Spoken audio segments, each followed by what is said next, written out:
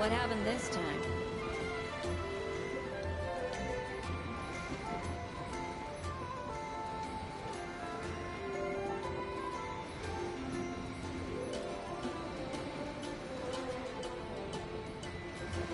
Did you hear what happened? It's the Academia. The Academia? Oh, what happened this time?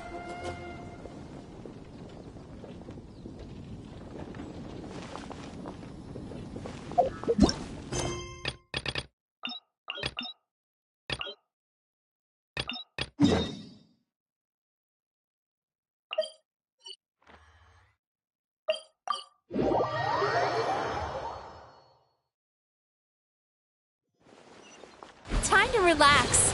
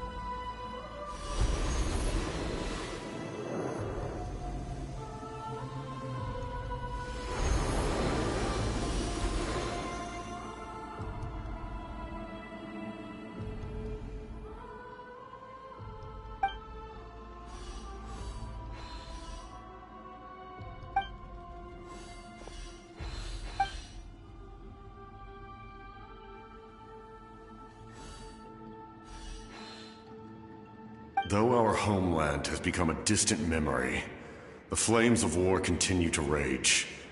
We have long shed the last of our blood. Stay strong, my soldiers. One day, I will deliver you to the place I promised.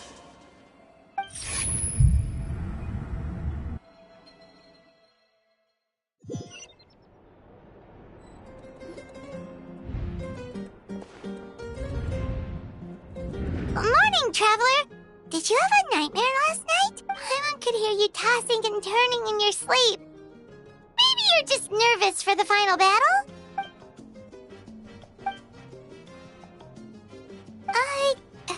Just shake it off, Traveler. We're supposed to meet with Moika today.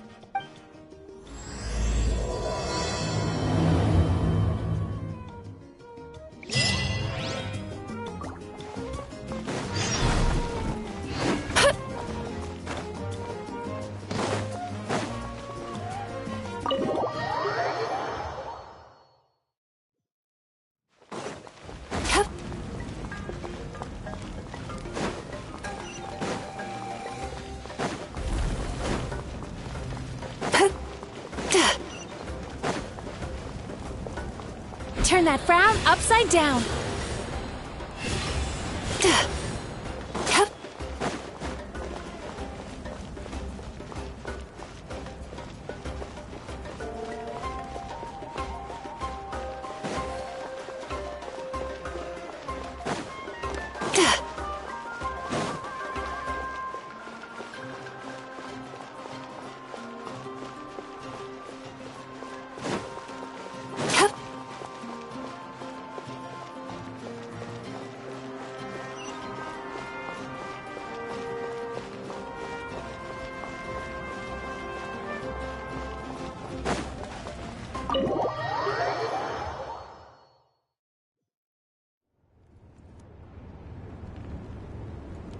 I see. If all goes well, 3 days should be more than enough to forge the name. You won't need to push back the plan.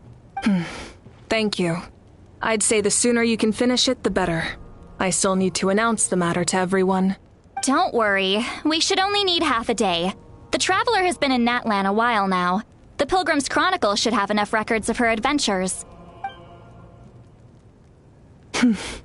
Come in. Hey, Malika! Oh, Shilonen and St. Lally are here too! We were just talking about you. I invited you here for 2 reasons. First, there's the Traveler's ancient name, which is ready to be forged. Oh yeah! You need the Pilgrim's Chronicle, right? The device the Lord of the Night gave us? Perfect. Could I take a look?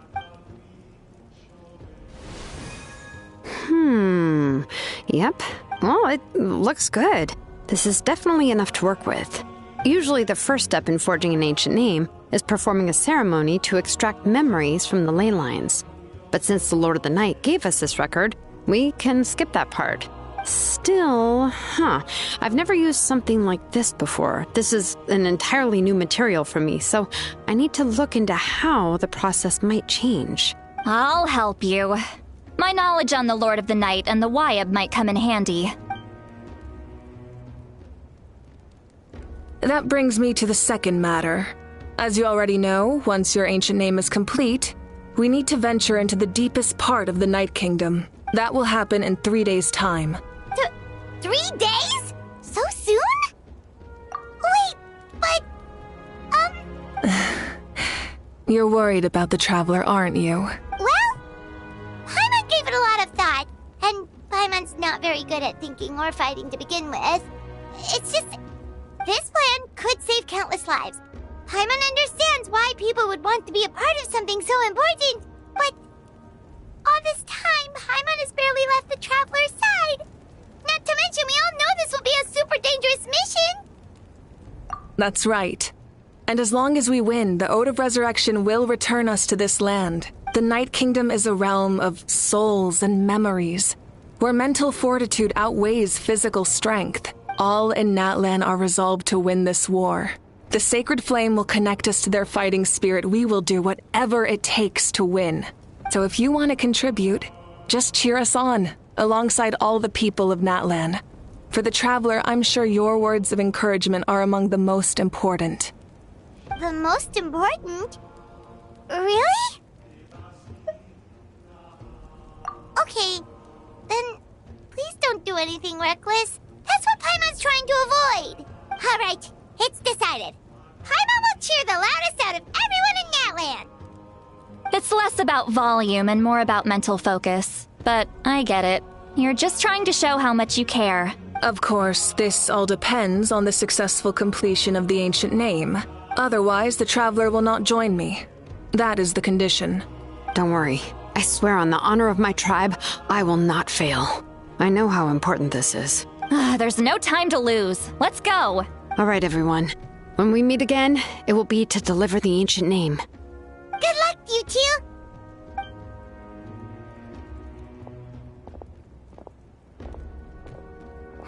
Three days, huh?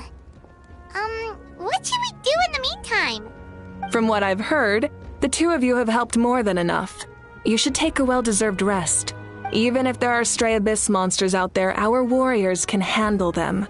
Don't worry. Exactly! We can't take a break. We're adventurers. We gotta live up to the name. We still have a long journey ahead of us and so many places to go. The battle in 3 days is just another part of our adventure. I see.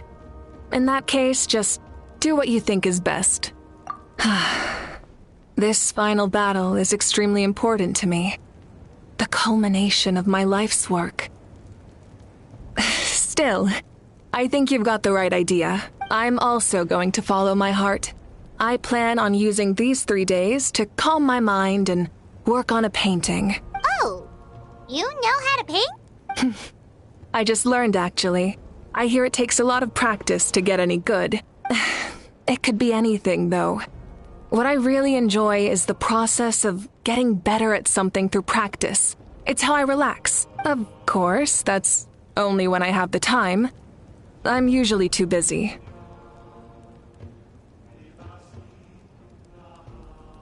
So that's how you relax. Well, it definitely seems like your style.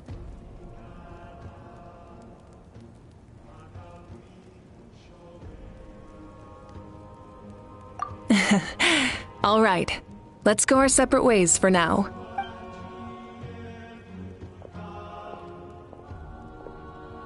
So, if Moika relaxes by working really hard at something, that basically means she never takes a break, right? Wow, she's definitely something else. Oh, hello! Sorry, Moika's not here right now. There you are! We made it! Other than our plan almost falling through, nothing at all. The preparations took longer than expected. We were so worried we wouldn't make it before you left on your next big adventure. Well, if you hadn't overslept... Details!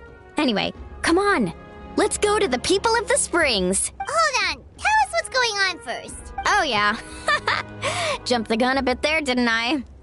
Basically, we know about your super important mission coming up, and we want to give you a proper send-off. Before the pilgrimage, we usually hold a huge feast. All you can eat, with meat by the tableful. Ooh, all you can eat? I knew that would pique your interest, Paimon. You can eat to your heart's content. You won't want to miss out, I promise. Of course, there's not just meat, but also all kinds of fruit, vegetables, desserts, drinks, you name it. You won't be disappointed. That sounds amazing! We're in! Well, the best adventurers know how to go with the flow, right? Plus, it sounds like this feast is in your honor! If you don't show up, everyone's hard work will be for nothing! It's our fault for not telling you earlier, so it's okay if you can't make it. Still, if you're not busy, we'd really like you to be there. It won't take up too much of your time. It'll be super fun! Plus, all our friends will be there. Yes, let's go eat! Huh? What's the holdup, Traveler? Huh? Isn't she painting? Is that okay? It's not like we prepared anything fancy. Well, I definitely wasn't expecting that suggestion. She's the Archon, after all. Maybe it's not our place, but we might as well extend the invitation. The Archon is about to fight for us with everything she has. This feast is in her honor, too. Then who's gonna be the one to invite her? All of us, of course.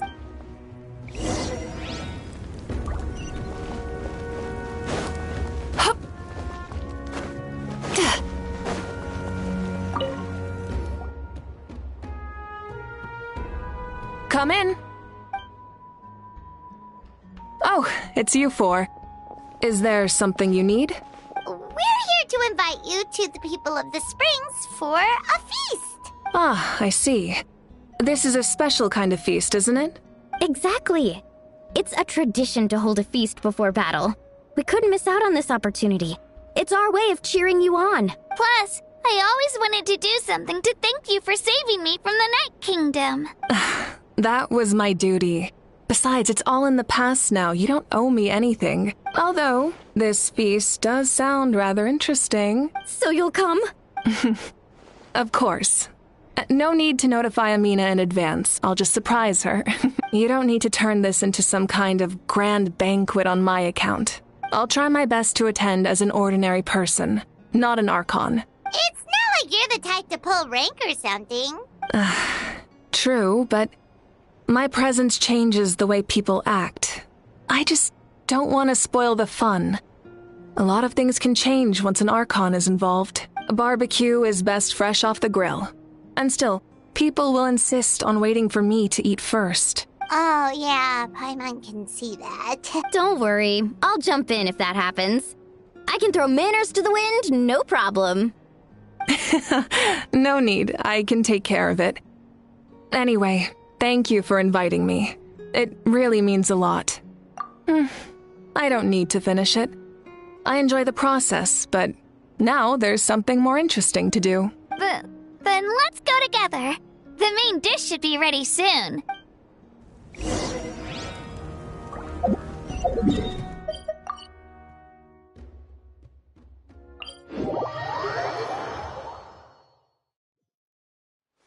Time to relax.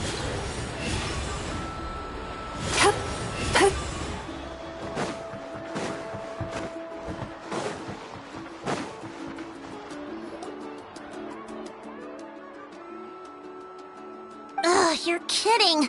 Another one?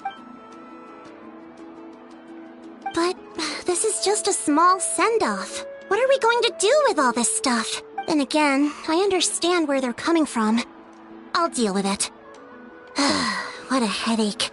If this continues, half of this stuff's gonna go bad before we get to it. Huh?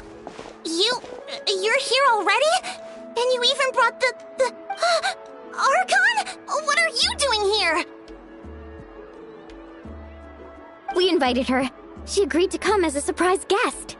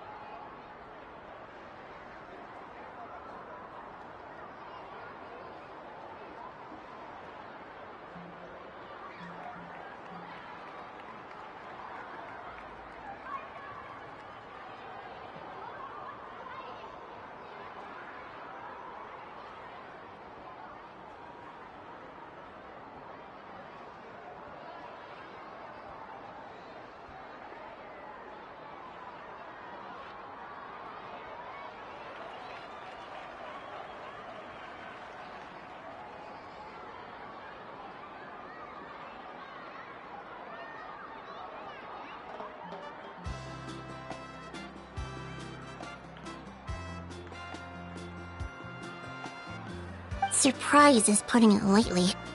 Sorry. I'm happy you're here. It's just... No apology necessary. What's going on?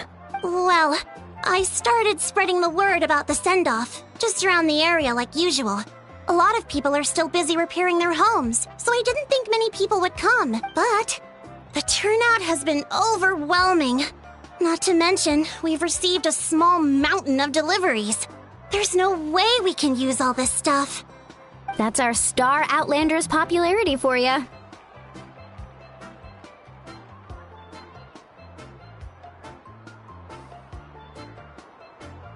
You're saying everyone's here because of us? Yep. The news about your impending mission with the Pyro Archon has spread all over Nutland. Plus, you were amazing in the recent battle. A lot of people are here just to thank you, or wish you good luck. Basically, this whole thing is happening because so many people wanted to see you.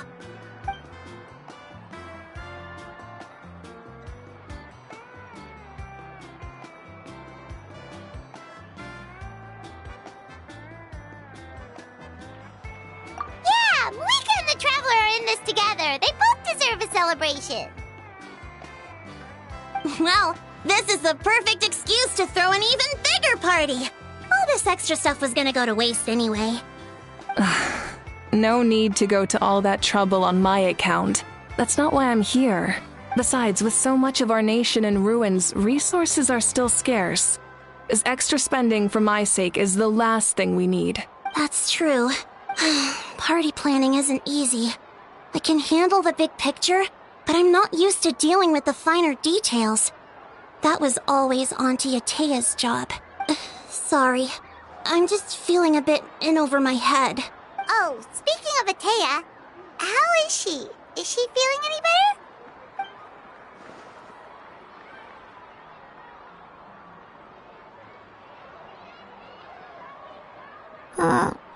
Oh.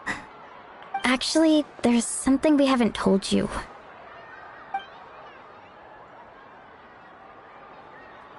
Auntie Atea passed away not long after the attack on our tribe. What? When you brought me her talisman, I knew her end was near. Luckily, I got the chance to see her one last time. She was a hero to the very end. Even though her body was at its breaking point, she showed no pain or sorrow. In her final moments, her thoughts were entirely with her tribe and her people. Gatherings like this remind me of her and the parties she loved to organize, so I decided to attend in her memory.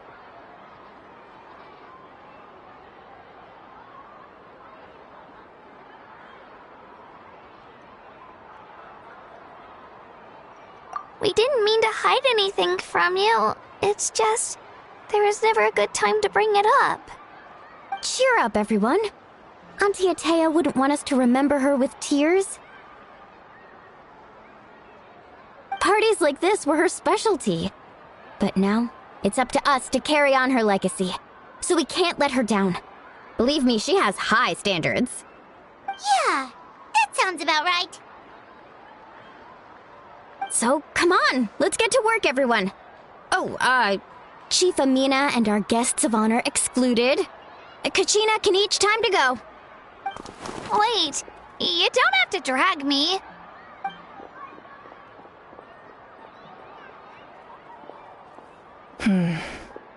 Amina, you mentioned something about a surplus of supplies.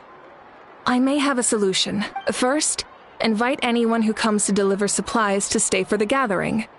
If it's a caravan, ask them to extend an invitation to the sender as well. Make it clear in the invitation that anyone is welcome to attend, but you're no longer accepting donations. In addition, all leftover supplies will be purchased by the speaker's chamber, sorted, and donated to the appropriate areas. That would be such a big help, Archon! Thank you! I'll get on it, right away! Amazing plan, Malika! It was clear, concise, and organized. But, weren't you trying to keep this small? I don't mind increasing the size of the gathering, I just didn't want it to be because of me. My approach to problem solving is always the same. Different solutions lead to different outcomes. The method may change, but the right choice is always grounded in logic and reason. Whoa. Hana feels like she just learned a thing or two. Well, should we take a walk while everyone finishes the preparations? Sounds good. A casual stroll can be hard to come by.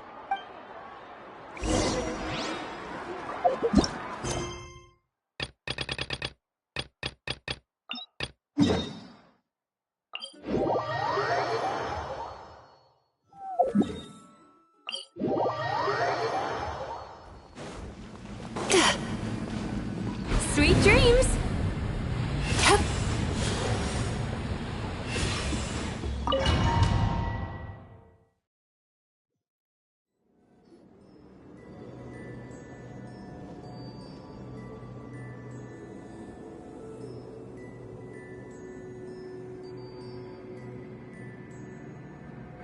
we really did get teleported.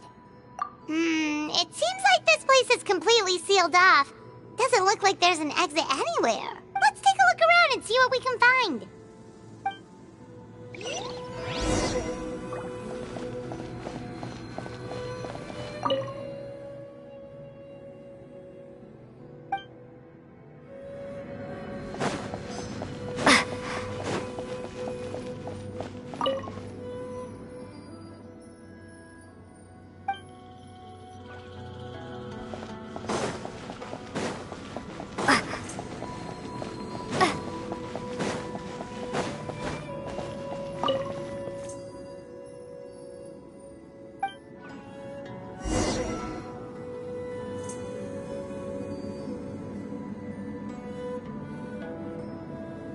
There are so many woven scrolls here. Paimon remembers seeing some of them before in other tribes. They seem to record historical events. This one really stands out from the rest. For starters, it's the biggest of them all. Wonder what story it tells. Yeah, you're... Over there, something just flashed. Traveler, did you catch that?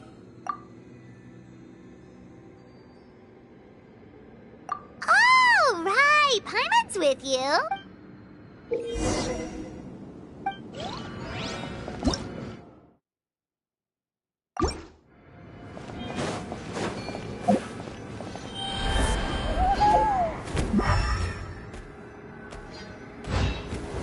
Aha! There is something hiding here! Yep, this looks like our ticket out of this place.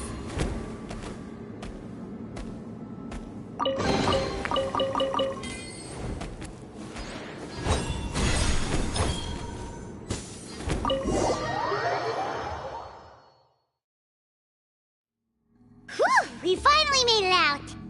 It is just as I thought. You are indeed capable of undertaking this mission. Yes. You saw many distinctive-looking scrolls there, didn't you? Sure did. This specific kind of scroll was left to us by our ancestors. Upon investigation, I discovered what sets it apart is the use of a color not featured in ordinary scrolls. It is a most mysterious color that most people cannot even detect. I myself had to employ special techniques to confirm its existence, yet there are those who are born with a natural ability to perceive it. And that is why I wanted to test you. You mean... That space you just entered was an exhibition room for storing this variety of woven scrolls. Centuries ago, a great shaman by the name of Huitzilin put in place a security measure so that anyone who entered the room without permission will become trapped inside. It exists to this day. And although I have not managed to decipher how it works, I have at least found out how to turn it on and off. Once someone is trapped inside, it is all but impossible for them to escape without outside help, unless they share the great shaman's ability to perceive that strange color. Clearly you must have this ability, which leads me to believe that our Iktomisor Elder can sense this ability in people, and that it appoints a scroll weaver on this basis. Another secret power? Traveler, you are full of mysteries. Still, having this ability doesn't change the fact that neither of us know where to start with weaving a scroll. Don't worry about that. The method for weaving this kind of scroll appears to be largely the same as for an ordinary scroll. The main difference is in the dye that gives it its unique color. If my suspicions are correct, this dye is the key to weaving the scroll, and your special ability is the key to obtaining it. The dyeing process is also a little different from the norm, but I don't anticipate any major issues there. As long as you two can source the dye itself, I can assist with the application. Cool! We'll follow your lead! Great! Then please use your abilities to source the necessary ingredients. And in the meantime, I will have someone prepare some fabric for test dyeing. We'll make a few sample pieces to test out my hypothesis. And if that goes well, we can begin the scroll in earnest. If you agree to help, you can expect to be handsomely rewarded once this is all over. So, what are your thoughts? Agreed, especially if there's a reward in it. What is the reward, by the way? Is it food? Paimon hopes it's food. Given the stakes involved for our tribe, I was thinking a substantial sum of mora would be appropriate. Surely that would be preferable to just a free meal. Mora works too. Anyway, how do we go about finding these ingredients? Are we supposed to just keep walking around Natlan until we stumble across them? Thankfully not. I've already identified a location where I suspect they may be found. And I've arranged for someone to guide you there. Your guide is waiting just outside.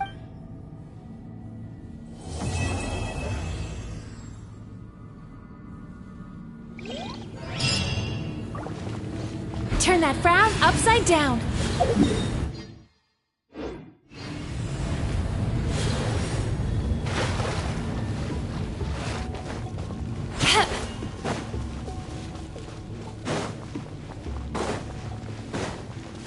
Time to relax.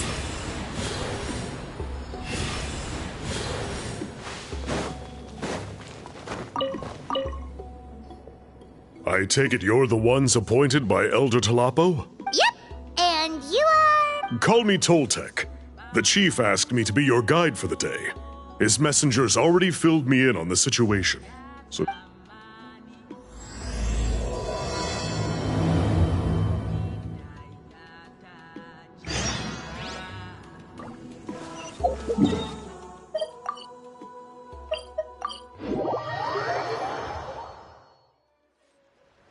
So the guy is somewhere in this cave, huh? This is as far as I can take you. Why's that? Kind of a long story. Apparently, there's a certain many years ago, our ancestors set out to make a series of ambitious works of graffiti art. They selected this cave to make them in, presumably due to the availability of the dye. However, they didn't want anyone to see their work before it was completed, and so they sealed off the entrance to control access. To bypass the seal, you have to have mastered the art of color perception, or something like that. Oh, right. Haven't we been in here before, though? The strange thing is, our ancestors never removed the seal, even after they finished the graffiti art. Since it was sealed off, the only person who's been inside is the great shaman, Huitzilin. And that was 200 years ago. According to her, the artwork tells the story of a hero by the name of Kuntur. But I digress.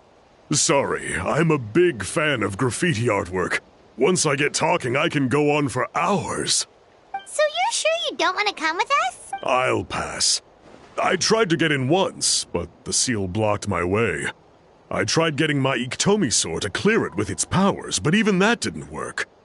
I guess it's supposed to be a test left there by our ancestors. If you don't pass the test, you're not worthy of viewing their works of art. Aww. Don't worry about me, though. I wouldn't be joining you this time even if I was able to get in. Unlike our chief, I don't have the guts to challenge our traditions. This task is specifically appointed to someone by the Iktomi Elder. Who knows what bad things might happen if I got involved? Fair enough. All right, we'll try not to take too long. Turn that frown upside down.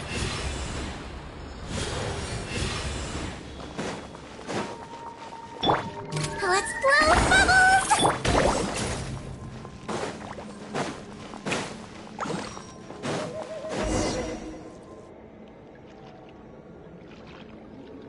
This should be the place. That fruit Toltec mentioned should be the one on the wall, right? Paimon didn't notice it last time we were here. Now the only question is, which ones do we pick? Well, go ahead, try it out!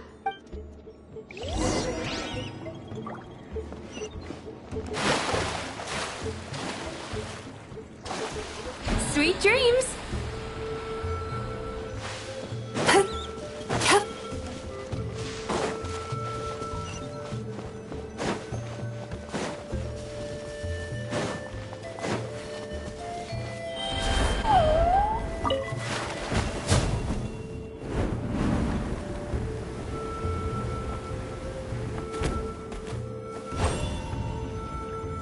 You saw something, right? Whatever it was, grab it!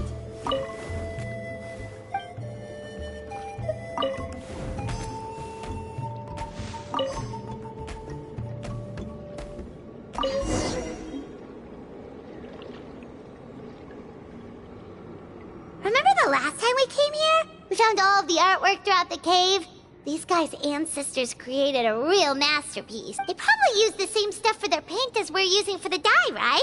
Yep, let's head back and meet up with Toltec.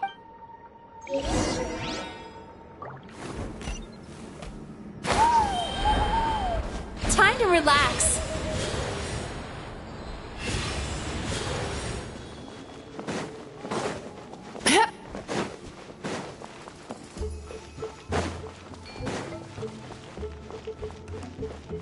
Turn that frown upside down.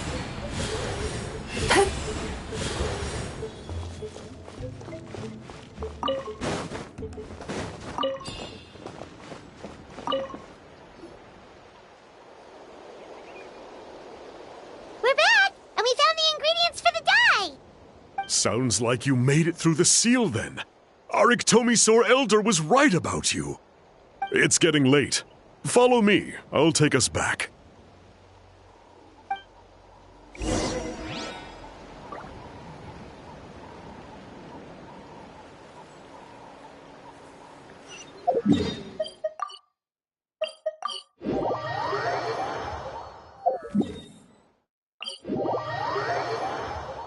Sweet dreams.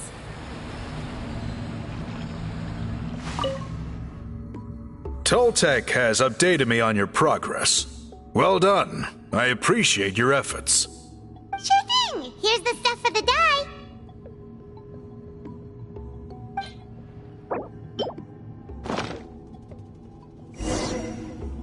I see. Yes. This is certainly a very different substance from typical dyes. Okay, now let's try our hand at making some samples. The fabric is ready for testing. Got it.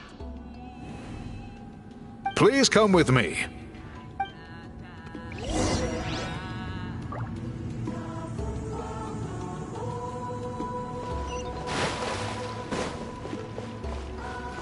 Turn that frown upside down.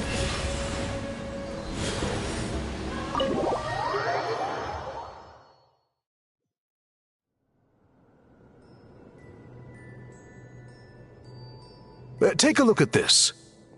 It's a woven scroll made by one of our ancestors. This is the kind of thing we're trying to make. Ooh. The person depicted is the legendary shaman, Huitzilin. She lived 200 years ago and was once appointed by the Iktomisaur Elder, like yourselves. She was especially skilled in the art of color manipulation, and of course completed her task with flying colors. This scroll is a record of her deeds, and was most likely the work of her own hand. The quality is simply breathtaking, even compared to other scrolls of this variety. Sadly, since she passed away, all of our Iktomisaur Elder's subsequent appointees have had to rely on the gift from the spirits to complete their work. That's a good way of putting it. My only quibble with your phrasing would be, it's not just me, but us. Now Paimon's getting excited.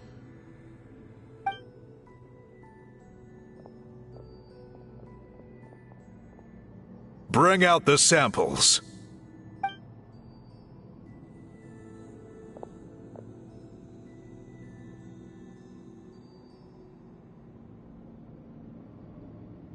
Now, as I mentioned, the dyeing process is a little complicated, but I am confident you will manage.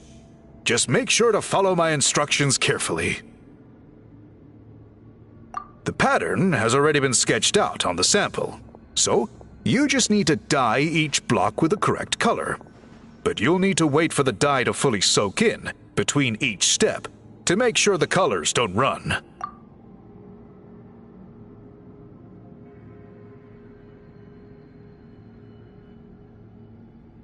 Ha ha ha! Good! The dye has taken to the fabric, and the pattern is crisp and clear. Next, apply all the remaining dye, and we should see that elusive signature color emerge. Okay, final step.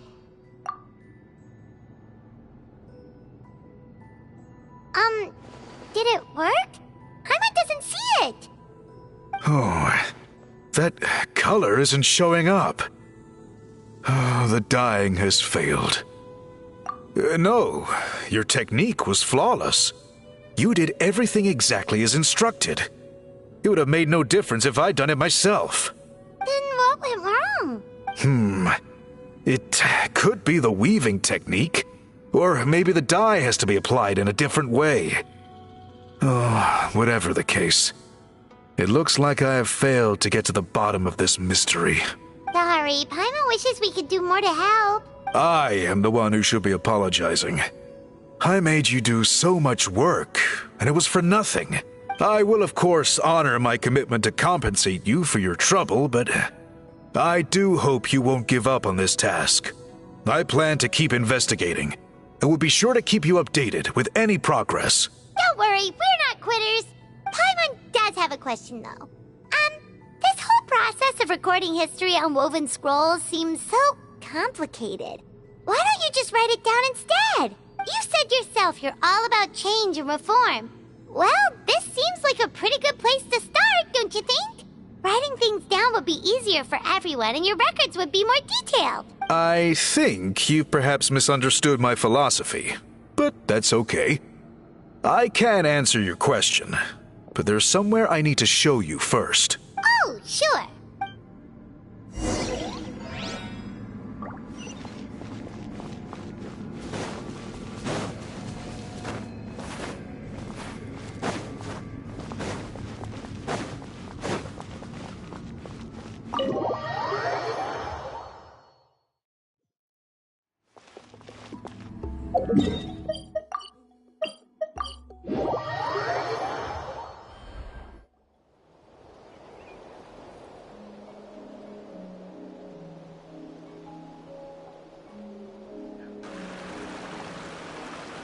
Cool. Look at this view. What do you think? It's gorgeous! Now, try looking a little further. Whoa, that graffiti! In all the years since the founding of our tribe, those colors have been with us every step of the way. It is true that I seek to bring new life to this ancient tribe through change and reform. But I also understand there are certain foundational things that we cannot afford to throw away. The foremost of these is the way we record our history. Oh, that makes sense. Since the very beginnings, our tribe has always sought to bring color to history. And I have a deep sense that this is one part of our heritage that we should not give up. So, whatever it takes, I must find a way for us to continue producing our traditional woven scrolls. You're completely right. Paimon's sorry for what she said earlier. It was out of line. It's quite all right. I'm just grateful you're able to understand where I'm coming from. Then let us hope that when we next meet, we succeed in reviving this tradition.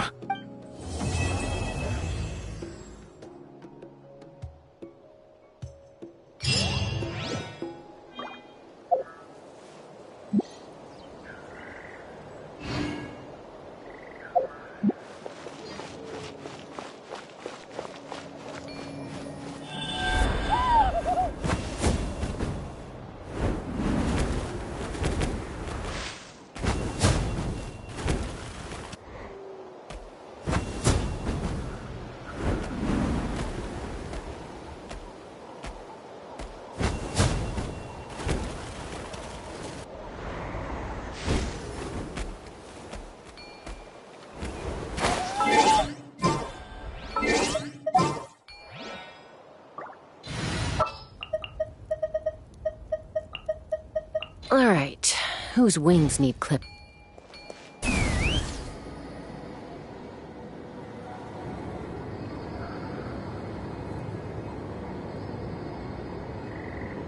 Time to go.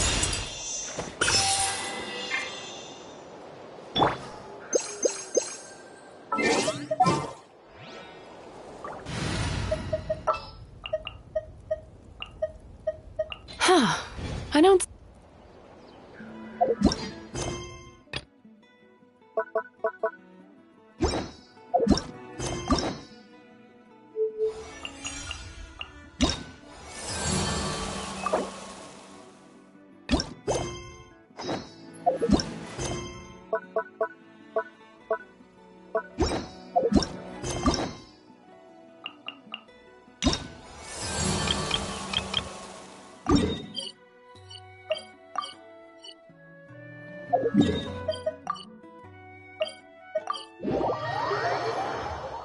Sweet dreams.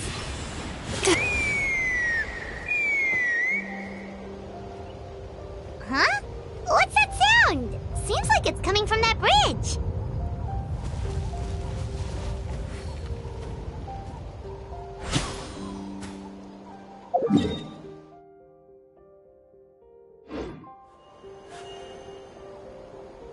Time to relax.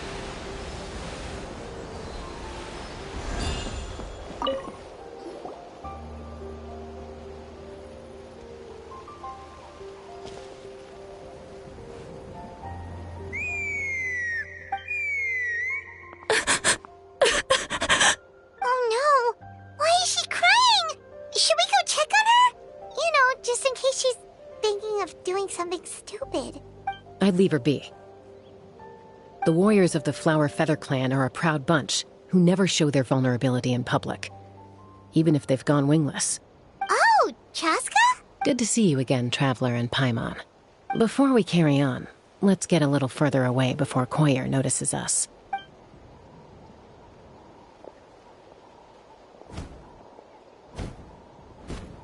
So, that girl on the bridge, Koyer, you said?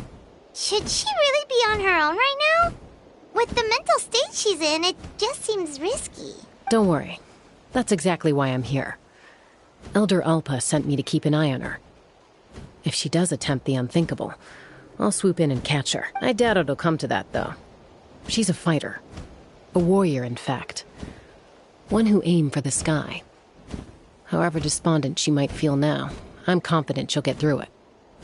Well, in the Flower Feather Clan, there's an elite flying squad made up of Kukasaur riders, but it's an extremely selective squad. To become a rider, you need to undergo a trial where you not only demonstrate mastery of the relevant skills, but also win the approval of the Kukasaurs. Very few candidates make it through the process. Koyer has spent years training for her most recent attempt, but unfortunately she didn't pass. So it's not hard to see why she's so upset. Sometimes, after multiple failed attempts to pass the flying test and win the Kukasaur's approval, people get so disheartened that they give up on their dream to soar the skies. They resolve to quit trying for good. We call those people the wingless. Do they get expelled from the tribe? What? No, of course not. They're still prized warriors. We have a saying. Just as the Kukasaur treasures every feather on its body, so the tribe treasures each one of its children. This hits even harder in the wake of the war. All of our young warriors carry the future of our tribe on their shoulders. Besides, every Kukasaur falls from its nest before it learns to fly. It's practically a rite of passage.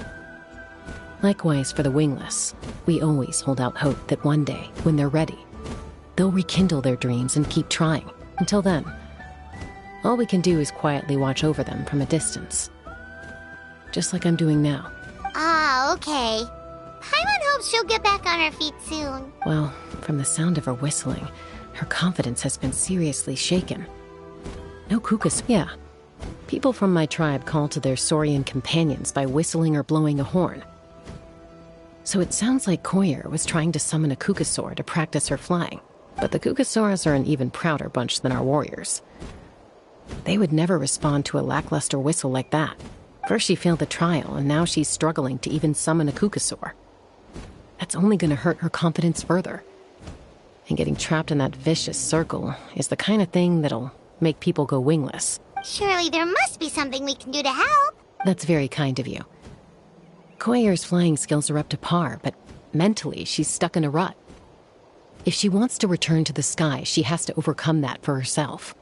I'm going to lay low nearby, just in case she takes a turn for the worse. Let me give you a tour around the tribe once this is all over.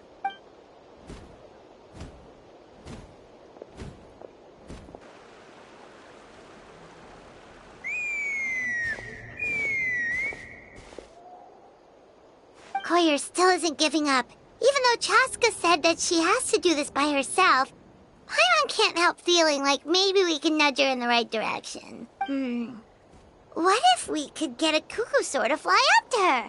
That might give her the confidence boost she needs.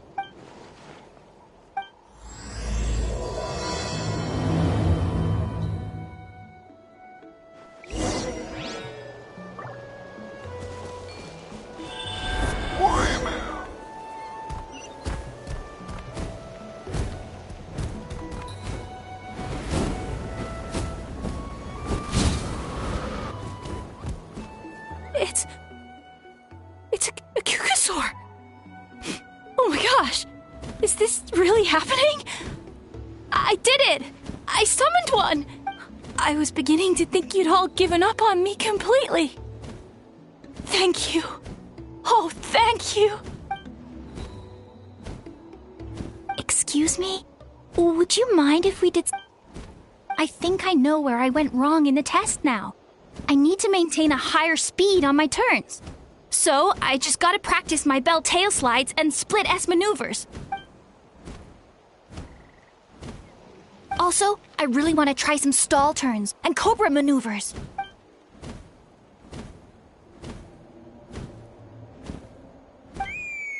Huh? That sounded like a... Hey! Wait! Wait! Do you think Koyer's feeling better now? Let's go back to that bridge and check.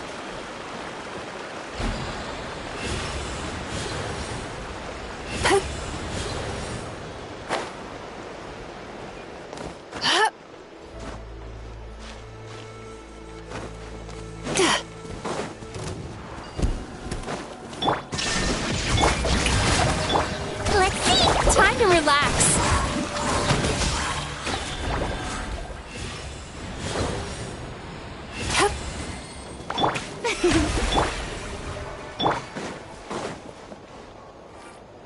Chaska! I summoned a cuckoo. Although, unfortunately, someone else summoned it away. Oh, really? That is unfortunate. But if you can do it once, you can do it again. Keep at it, and you'll pass the trial eventually. You're right.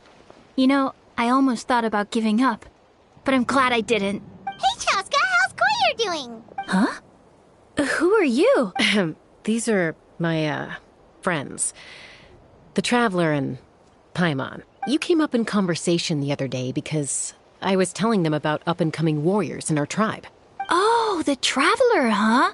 So that's you. What do you mean up-and-coming? I'm closer to being wingless than I am to passing the trial. Anyway, we haven't met before, have we?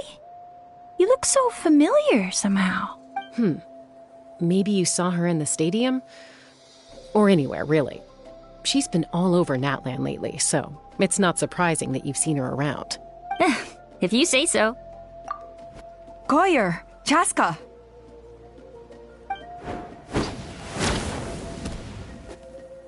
Here you are.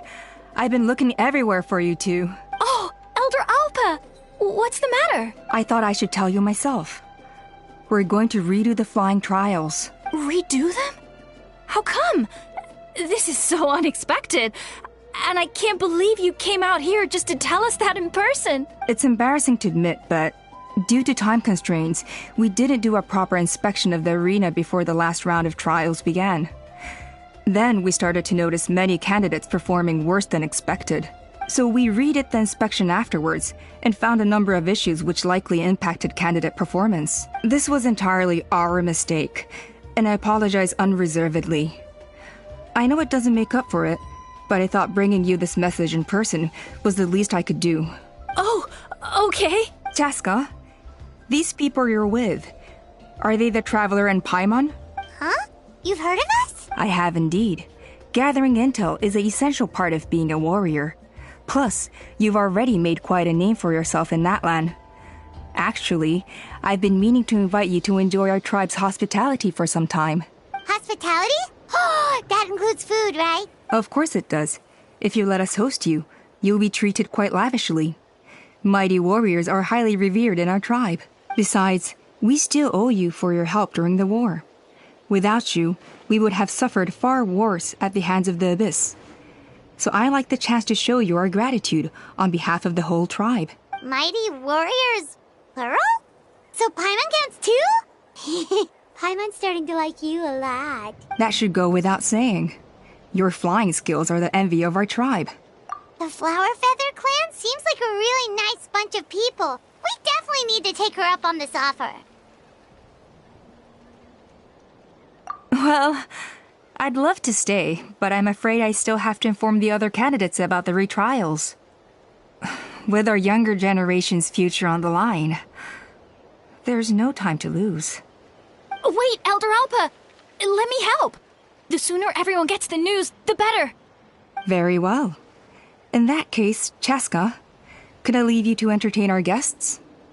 Sure thing. Okay. Let's meet by the Obsidian Totem Pole later. Koyer, let's get going. Okay.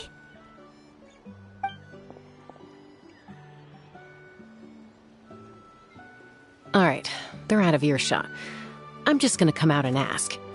That Kukasaur who responded to Koyer's call, that was your doing, wasn't it?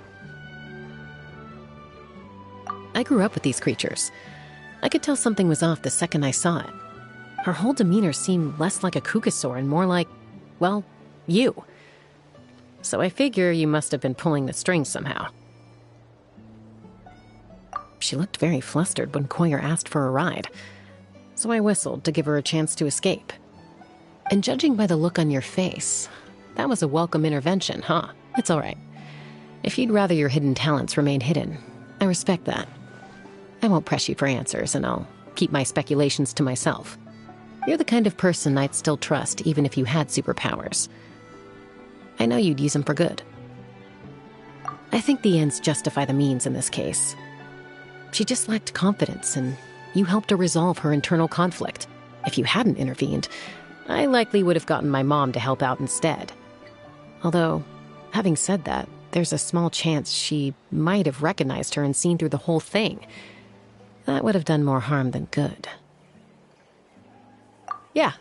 Anyway, if you're free now, how about I give you that tour I promised?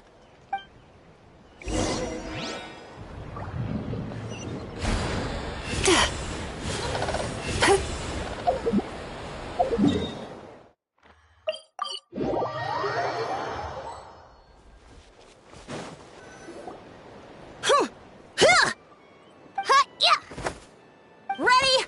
I'm gonna get you! Uh-oh. Are they fighting? Should we try and break them up?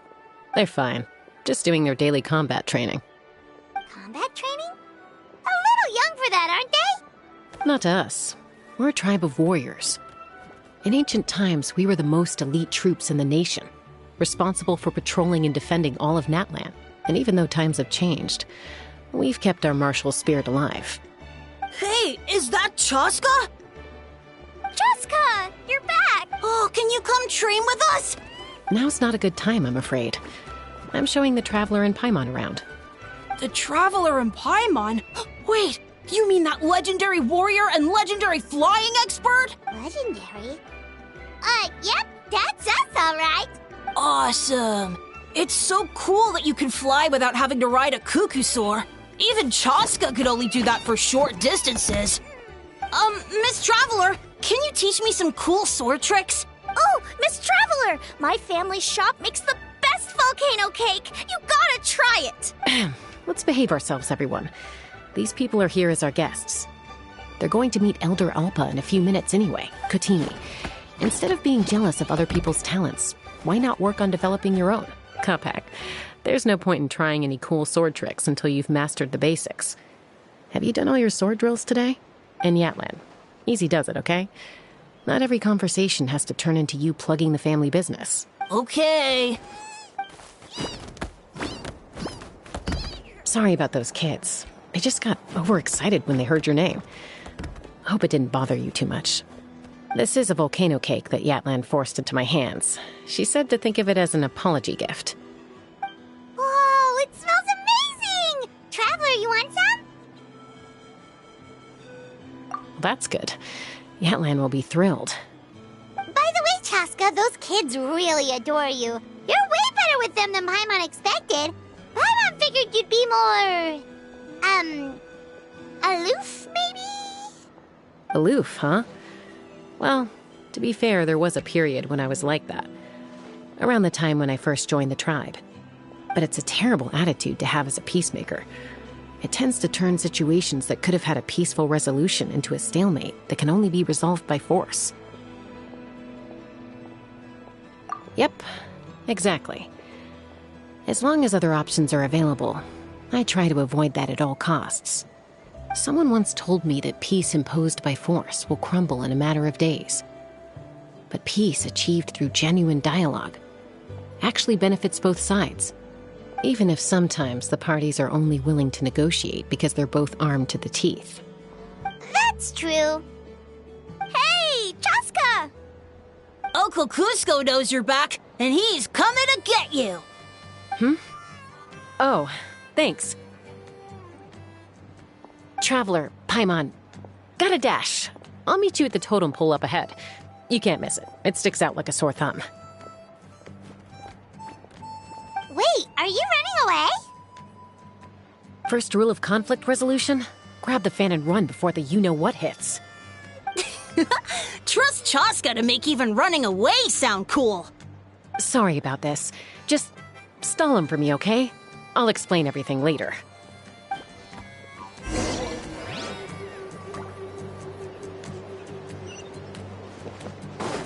Turn that frown upside down.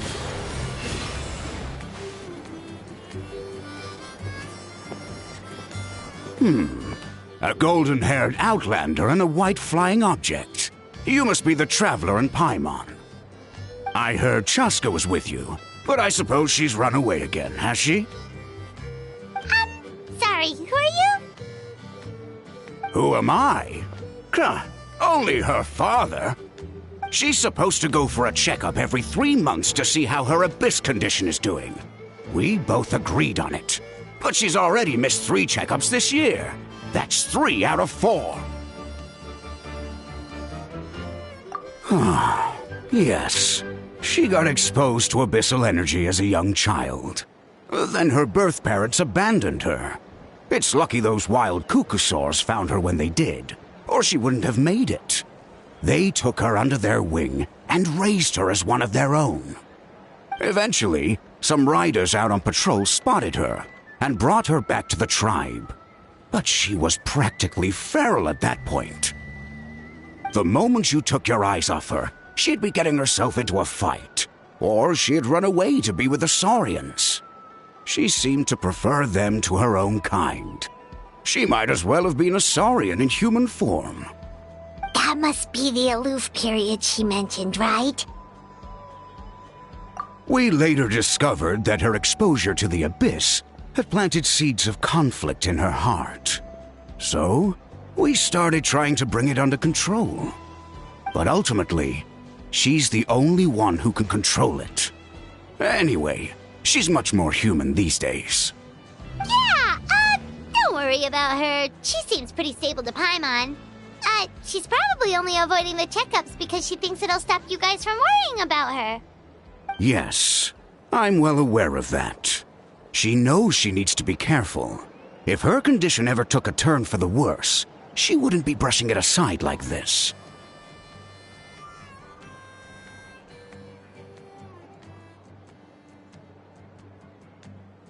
It's just, every checkup she's been to, they find new cuts and bruises.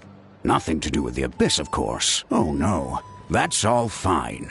The problem with her is, she's her own worst enemy. She's been living dangerously again. I'm sure of it. That's why she's avoiding the checkups. She wants to hide it from us. Paimon can see her doing that. Oh.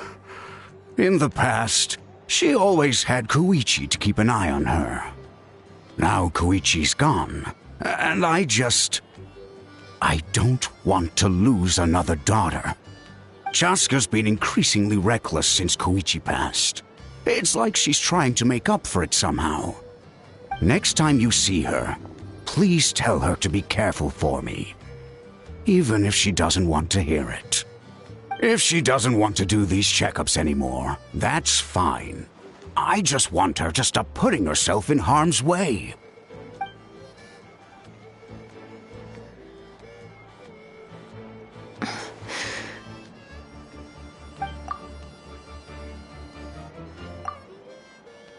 Oh, where did the time go? We should be back up with Chaska before it gets any later.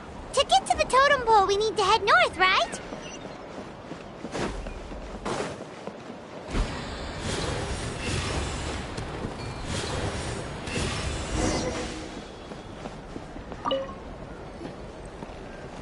Hey, Chaska! Hey, Alba!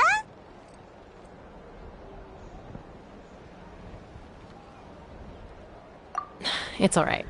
I bet my dad talked your heads off, huh? What did he say? I was sometimes a little impulsive back then. That's putting it mildly. The memories. It feels like it was only yesterday when we brought you back and had Cusco and his family take you in.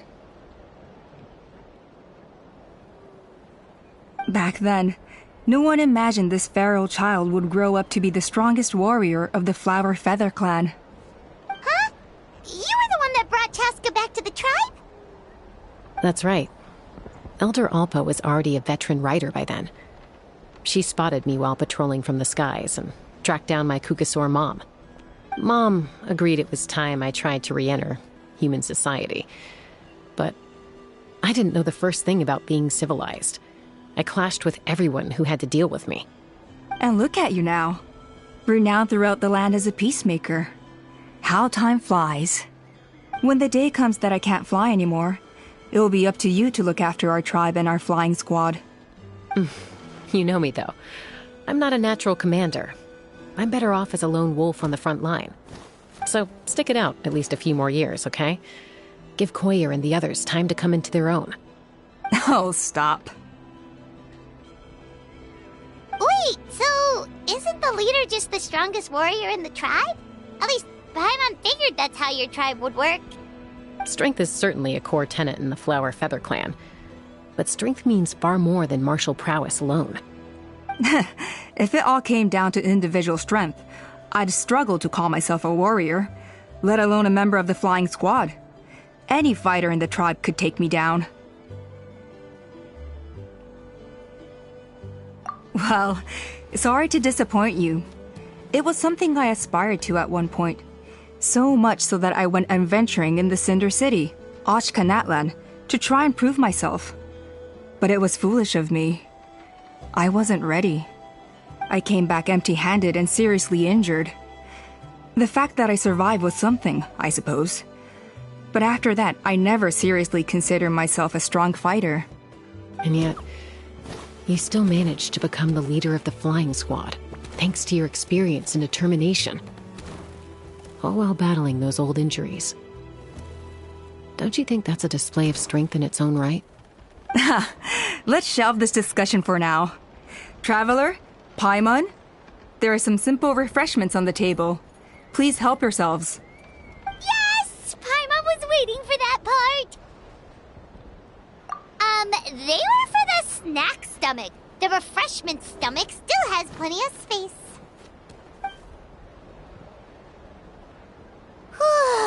Paimon is so full. Well, if you're enjoying our hospitality, feel free to stay with us as long as you like. Elder Alpa? Something's come up.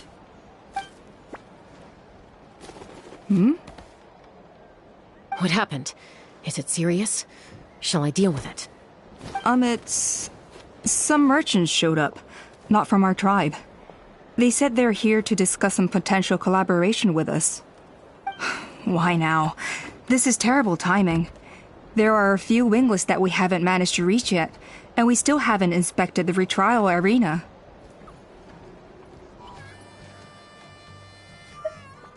Let me handle the other errands while you meet with the merchants. You shouldn't be trying to do everything at your age.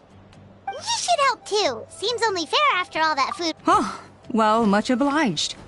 Cheska, the remaining wingless are all people you know. Let's see. Pishika now manages the floating target balloons. Waska's probably still addicted to Eyes on the Feathered Prize, and Junon spends her days up on the flying platform, staring at the Cinder City. I'll leave you to tell them the news.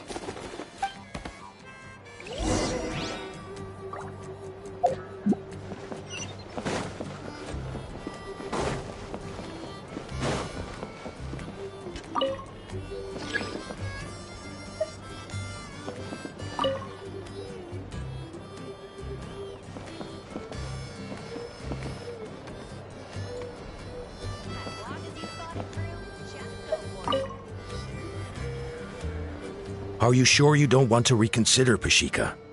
I appreciate it, boss. But honestly, I'm pretty happy with my life nowadays. Pashika, they're redoing the flying trials. Huh? Mutoda? Ah, did Alpa send you? I was just telling Pashika the news, actually. The way things are with the tribe these days? I mean, you don't need me to tell you. This here is no future for a seasoned warrior like you. Ah, come on, boss. Do you have any idea how long it's been? I've been wingless for years now. I'm not cut out for that anymore. Of course, I'll do my part if we ever need to defend the tribe. But there's really no point in me trying out for the flying squad now. I've already made my peace with it. Not everyone has what it takes to return to the sky after going wingless. Elder Alpa's perseverance is something else. And it's okay if I'm not destined for greatness. I might not have the Kukasaur's approval, but with my hot air balloons, I can still reach the skies. Handling these balloons every day, seeing how the customers react, the looks on their faces, that's enough for me. Finding something you love doing can be just as hard as passing the flying trial. It's worth holding on to. Fair enough. It's your choice. I won't force you. Oh, by the way, you should try taking a balloon ride if you've got the time. Once you've been up there for yourself, you'll see why I love it so much. No problem. If you ever want to give it a try, you know where to find me.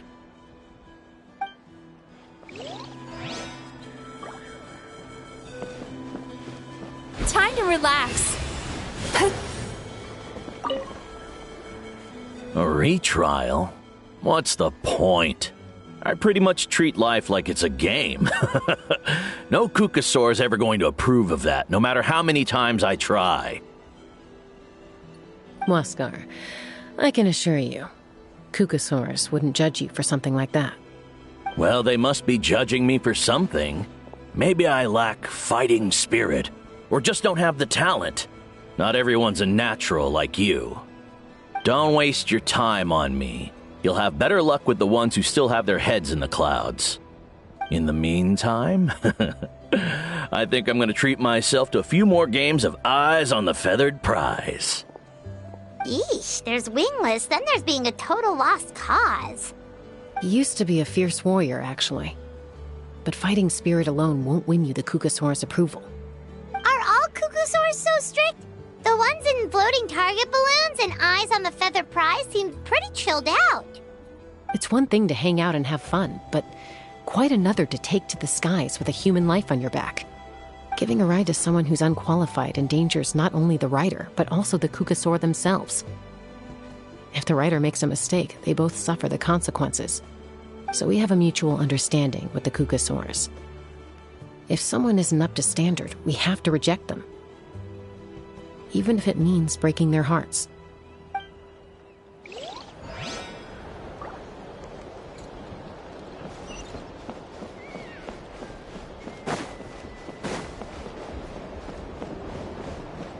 Sweet dreams!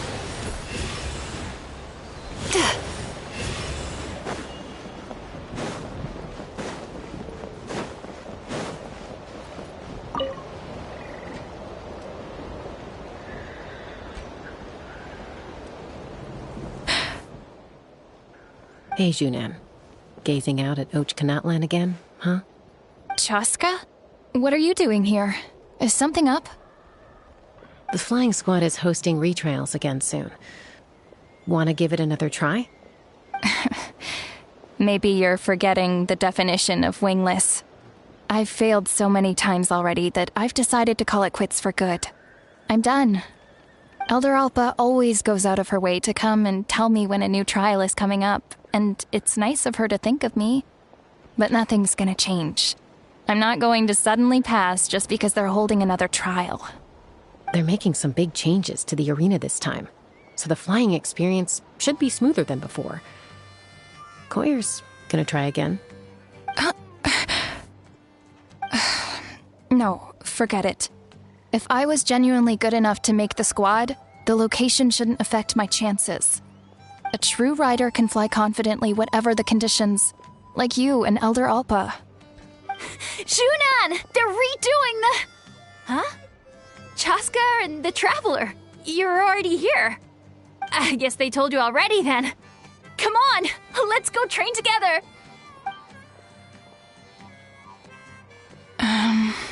I'm gonna sit this one out. What? Why? But you've always looked up to Elder Alpa.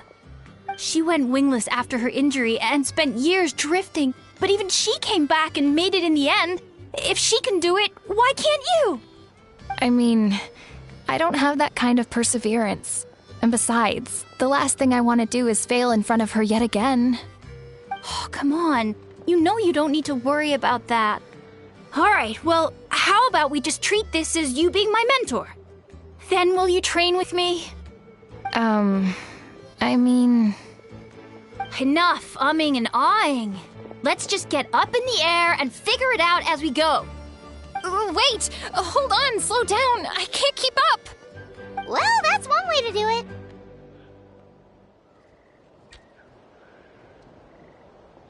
it. They've been best friends since they were kids. If anyone knows how to get Junan out of a rut, it's Koyer. You helped Koyer deal with her internal conflict, and now she's done the same for someone else. You know, people often talk about how one conflict leads to another and so on. But sometimes in life, things spiral in a good direction instead.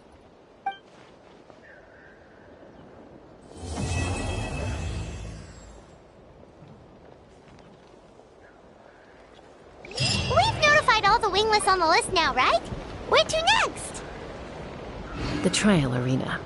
It's not far from the tribe.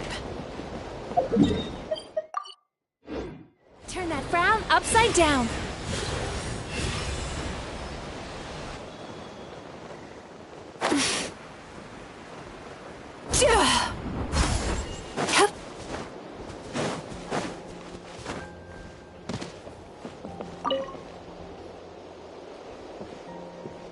Oh, hey there, Chaska. Did Elder Alpa send you? Yeah, she's got other things on her plate right now. How are things looking here? Well, the inspection revealed numerous blockages all over the trial arena. It looks like they're the result of ley line disorders caused by repeat abyss invasions. Theoretically, we just need to clear those obstacles, and the arena will fill up with gaseous phlogiston again. But that's proving difficult to achieve in practice, for all sorts of reasons. Why don't you head on down and check things out for yourself? Feel free to ask the staff for more details.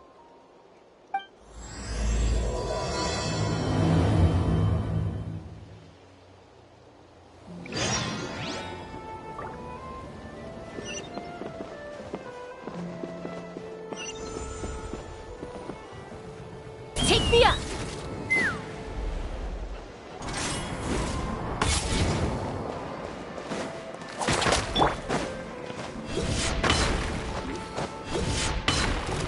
Hey! Monsters!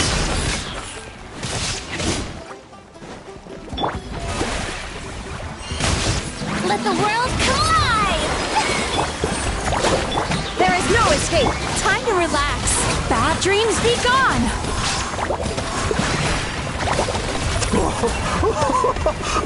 I thought I was done for. Oh, this spout should be good now. Thank you very much.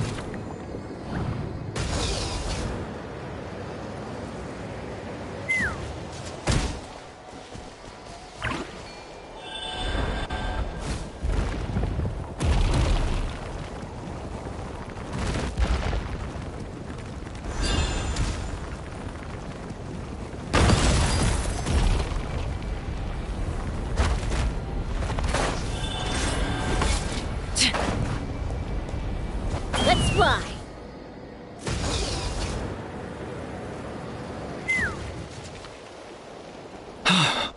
Oh, are you here to help? So the blockage here has to be cleared using a special bomb, but carrying explosives up that steep slope would be a recipe for disaster. If I dropped it or slipped and fell, I'd be blown to bits in an instant.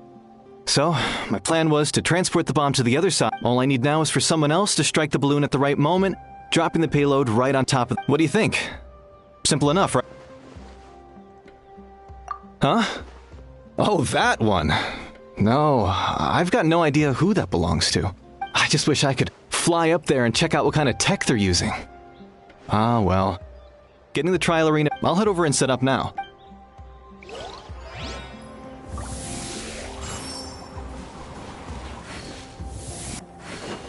All right! Get ready!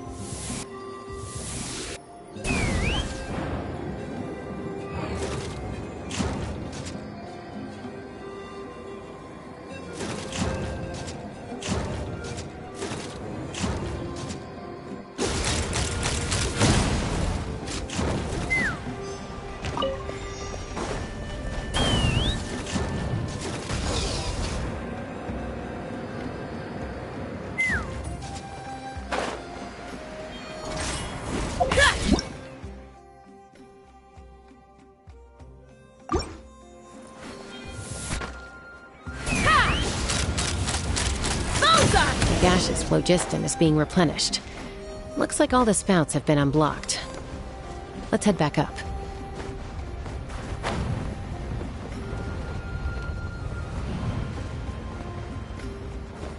Turn that frown upside down.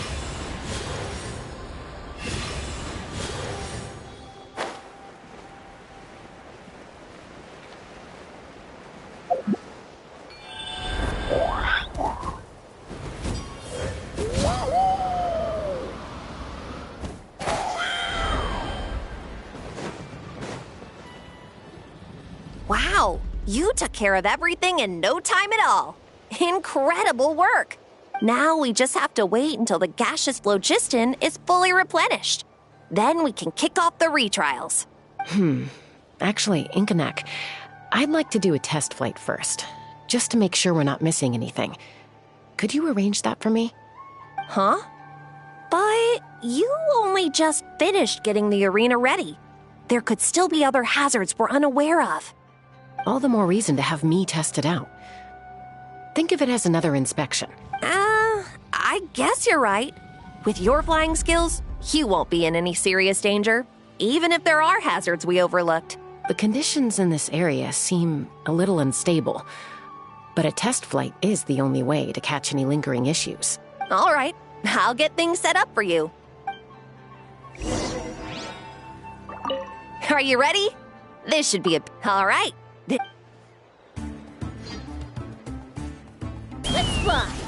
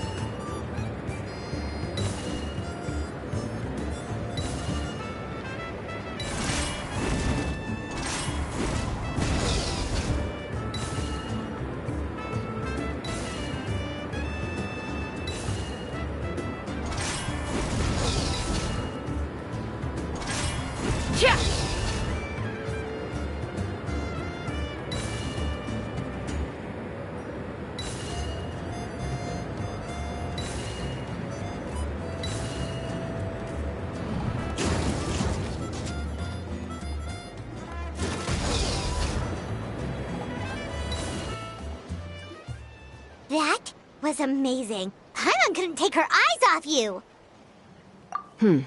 No, nothing major. Give it a few days, and we should be able to conduct the trials. Help! Help me!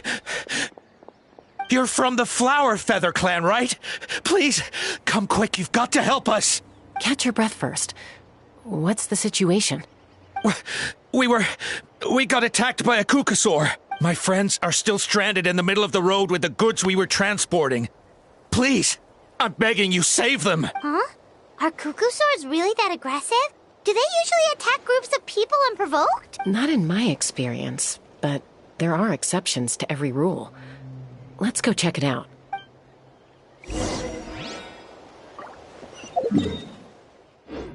Time to relax. Ouch! I've never seen such an aggressive Kukusaur.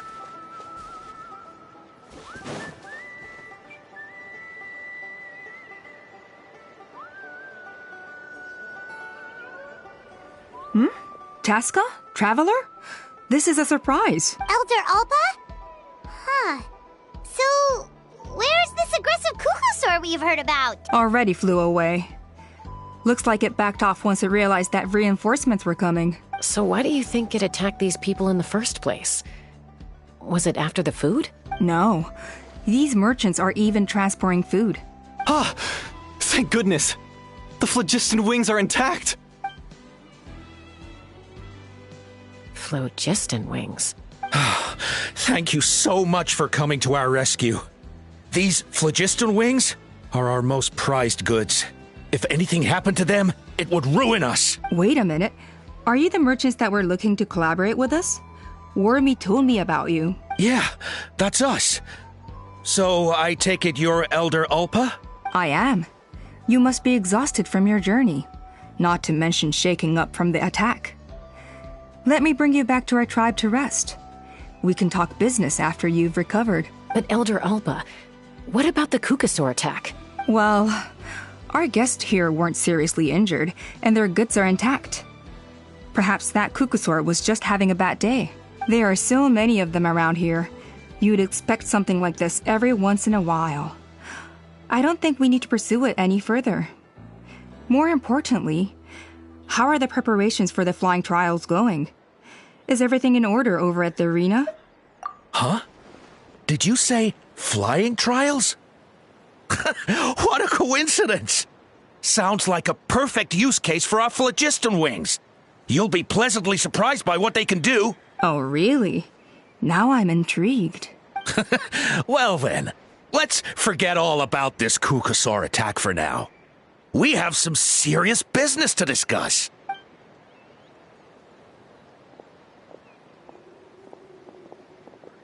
Huh? So that's it? That all went smoother than expected. Well, guess we'd better get going. A blood-stained feather.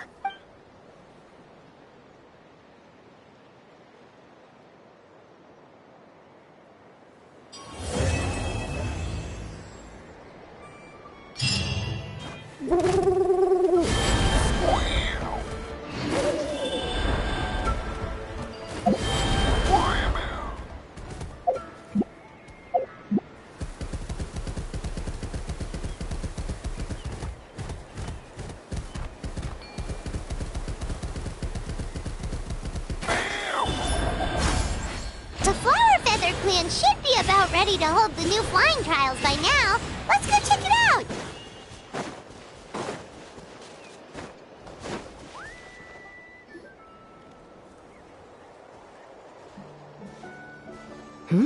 Ah, Traveler and Paimon.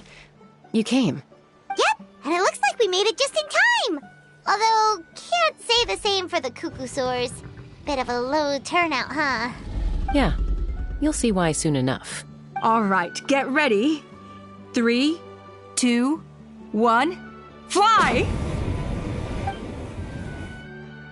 Whoa! We're really flying! I feel light as a feather.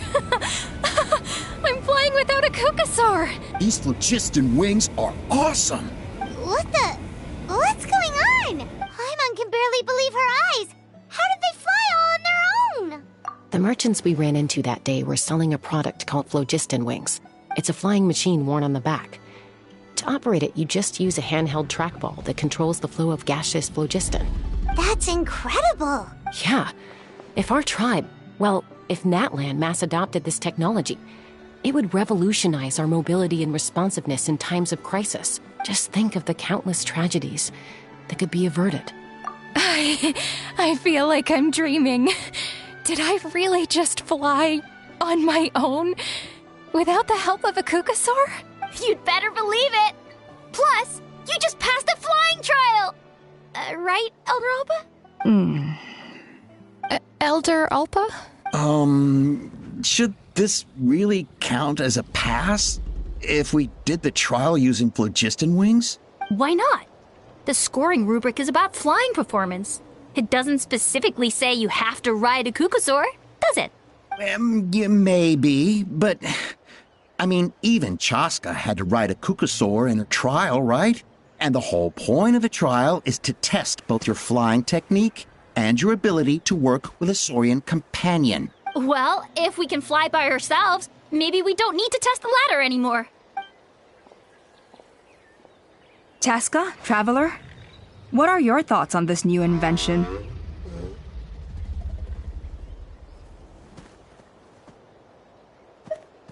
Right? That's what I think too. I agree that they have strategic value, but I don't think it makes any sense to evaluate candidates by the current testing standards if they're using phlogiston wings. Why? Shunan finally mustered the courage to go through with this, and now you're saying it doesn't count? I don't have any experience using these wings in battle, nor is it immediately obvious how to incorporate them into the existing systems in our tribe. Taking a longer-term perspective, I think we need to start by getting thoroughly acquainted with how these things work. Then we can develop a new trial format with new assessment criteria, tailored to candidates using the phlogiston wings. You all raise valid points. But Chaska, while your proposal sounds perfectly reasonable, it would probably take years to put it into practice. We lost so many people in that war. These phlogiston wings could be exactly what we need to strengthen our forces and boost morale in this trying time. And as for real-world battle experience, there will be plenty of opportunities to gain that. I have high hopes for you, Junon. Huh? Hey, stop staring into space! Say thank you! Oh, thank you. Thank you, Elder Alpa. You have nothing to thank me for. Remember, the way you got your wings back was by relying on yourself. Oh, Elder Alpa! Bad news! Kukasaurs are attacking the merchants again! Again? Okay. Huh? Chaska?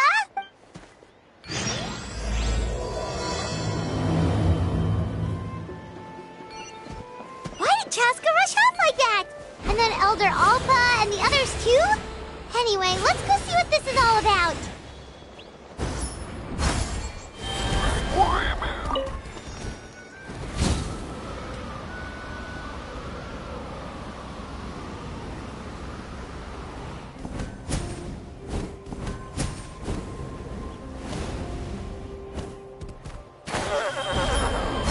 Sweet dreams.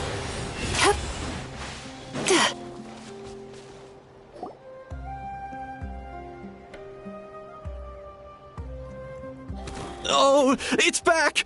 It found us again! Run! Get... Curses. She's really riled up this time. Hey! Stop running! We'll never outrun a creature with wings! Get back here and let's fight! Stop! All of you! Chaska! Oh, wonderful! Quick, get rid of that thing!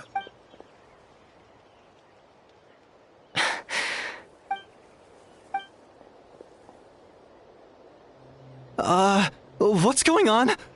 Why isn't she doing anything? So it really is you, sister.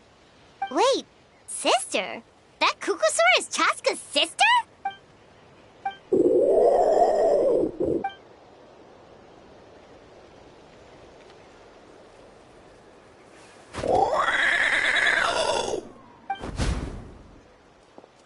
Koya, wait!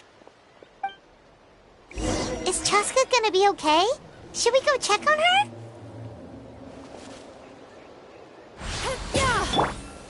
Now you shall perish!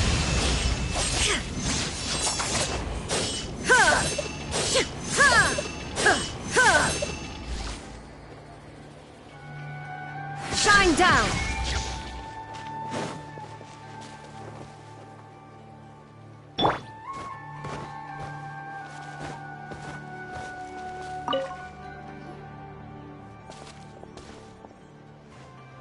Chaska, are you okay? I'm fine. Sorry for making you worry. No point. She's an expert at hiding her tracks. Once she's shaken you off, you'll never catch up to her. At least, I always used to lose to her at hide-and-seek when we were kids. Well, yeah. You know I was raised by Kukasaurs. Anyway, she and I grew up in the nest together. Her name's Koya, and she's my big sister. We played together all the time, chasing each other through treetops or mountaintops. It felt like it would go on that way forever. Until the day I was sent back to live with the humans. Not all Kukasaurs are friendly towards people. Koya, for instance, she's fine with me because we grew up around each other, but she's not fond of other humans. When Mom decided to send me away, Koya strongly protested, and after I left, she became more and more reluctant to interact with humans. Maybe she thinks that humans stole you away from her.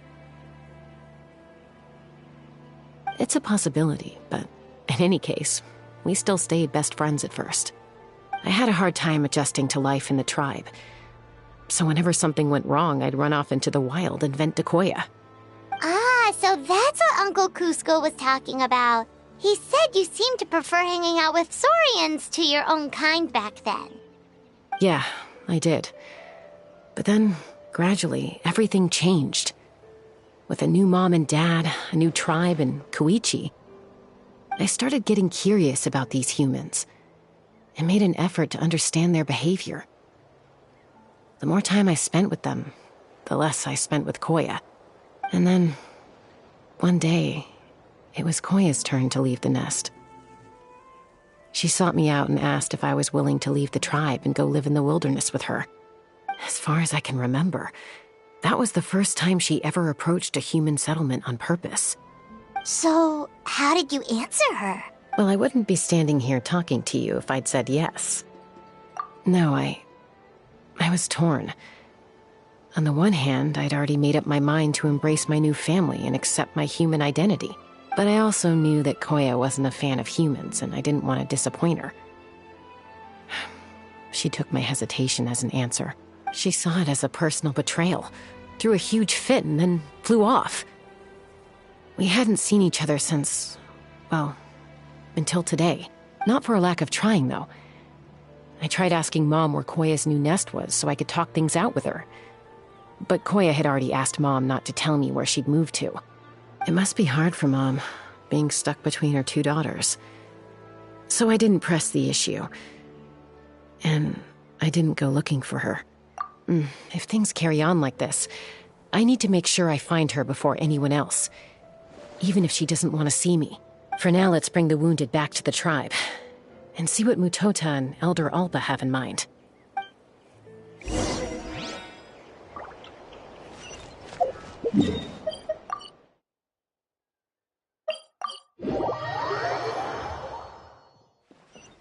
Time to relax.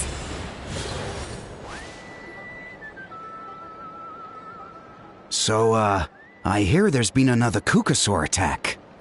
Ha! I knew it! They're wild animals, and they can't be trusted. Hey, show a little respect. The Kukasaurs are our partners.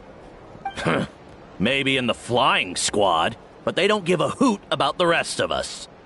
Well, now that we have the phlogiston wings, do we even need the Kukasaurs anymore? Are you kidding? How are we supposed to protect our tribe without them? I didn't mean it like that. Huh? Protect our tribe? Or are you just scared that your precious flying squad will lose its prestigious position? You take that back! Things are changing so quickly. Chaska, there's a conflict emerging there. Aren't you going to nip it in the bud? The whole tribe's talking about this now. Breaking up a single fight won't solve anything. The real source of conflict here is the phlogiston wings. And what happened with Koya. On any other day, people would just brush this attack aside. After all, clashes between wild kukasaurs and humans are no more common than those between people. But now that the phlogiston wings have entered the equation, it's sparked a debate over whether our tribe needs the kukasaurs at all. I worry that we risk repeating the mistakes of the Cinder City. Back then, Lord Ochkon's hatred of the Saurians nearly destroyed the peace forged by the Pyro Archon. Chaska, to prevent things from deteriorating further, I'd like to task you with restoring peace to the tribe. I will. Traveler, you've already done so much for Natlan, and the Flower Feather clan has no right to ask more of you. But...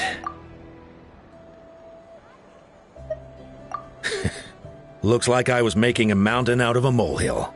And don't forget about Paimon! Just leave this to us! This whole situation has unfolded so quickly that it's put us on a back foot. To tell the truth, it makes me a little suspicious. You think someone might have orchestrated all this? It's possible. Leave it with me. I'll look into it. Also, Chaska, could you try to keep a low profile while you're out there digging around? We don't want to give our hand away. I'll do my best. Okay, so where should we start? This all began with Koya's attacks. If we can find out what led her to do it, that should give us something to work with. Unlikely. Given how she reacted when I showed up, I don't think she's forgiven me. If you want to resolve a conflict through dialogue, sometimes you need a third-party facilitator. Let's go see my mom.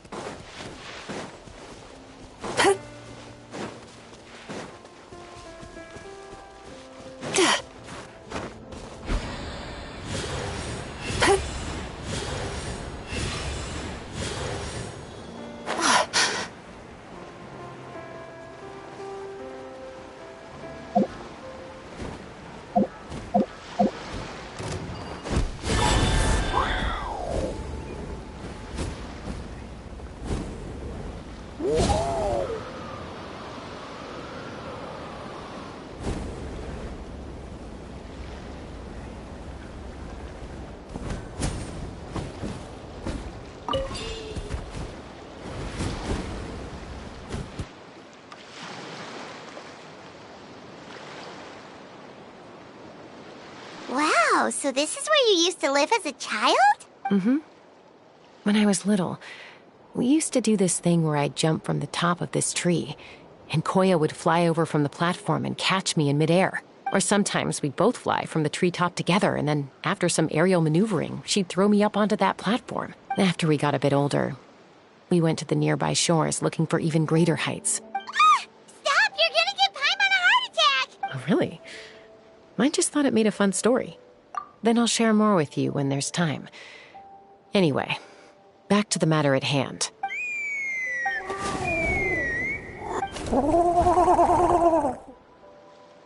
Hey, Mama Bird. I'm back. My last visit was only a week ago, wasn't it? See? I visit you more than I visit Papa Cusco. I brought a couple of friends with me. These are the Traveler and Paimon. Traveler, Paimon. This is my mom. Her name is Chimpu. In the human tongue, anyway. Hi! No, not really. I don't speak it as such, but I can sort of get the gist. Although only with Mom and Koya, since I spent my formative years with them. Even then, it's basically a best guess based on their sounds, body language, and expressions. Seems to work about 9 times out of 10. As for whether Mom understands me, I can't always tell. But somehow we still manage to communicate. Call it the family bond, I guess. Don't worry. I'm doing well, but I think Koya might be in some trouble. I I know she's never been a fan of humans, but she's never deliberately attacked them before either. What's behind this sudden change? Does, Auntie Chimpu know anything? Doesn't look like it. Koya hasn't visited her in a long time. Then, could you please tell me where she's living nowadays? I really need to talk to her. If this animosity between her and the tribe continues, then the next time there's an incident, I don't know if I'll make it there in time. She said she'll take us there. Thank you, Mom.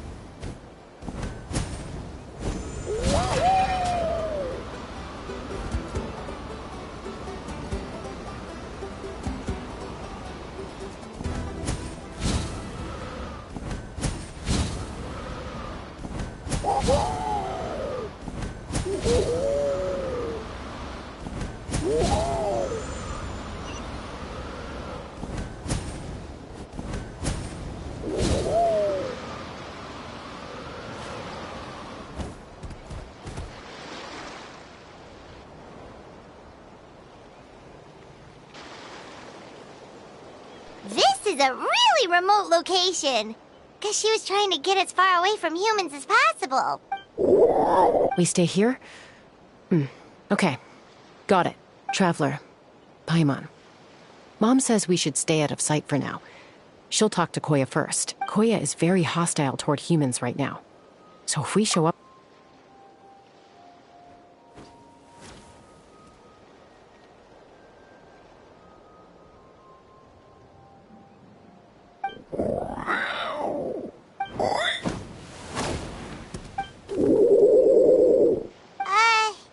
Any idea what they're saying? Sounds like things are more complicated than I imagined.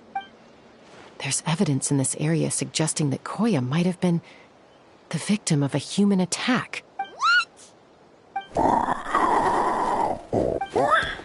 No! It's Chime, Koya's child. The attackers kidnapped her. They came over the sea, under the cover of night, and they took Chime. What the heck? Who would... I searched day and night, and finally found them.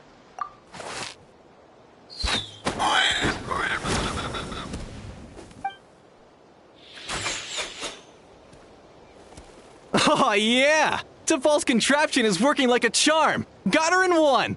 Hey, there's another one! Wait, who cares? Just get them all! T'Pol pays us per catch!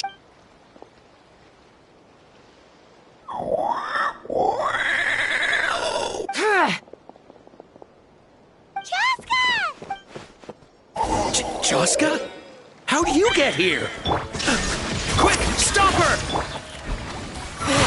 Don't you even think about running away!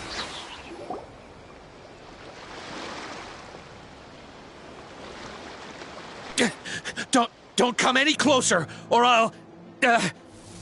Go, Phlogiston Wings! Take me out of here! Uh-oh, looks like it malfunctioned! This is bad. Mom and Koya are already injured. Help! Elemental energy suppresses it! Please, someone! Get back!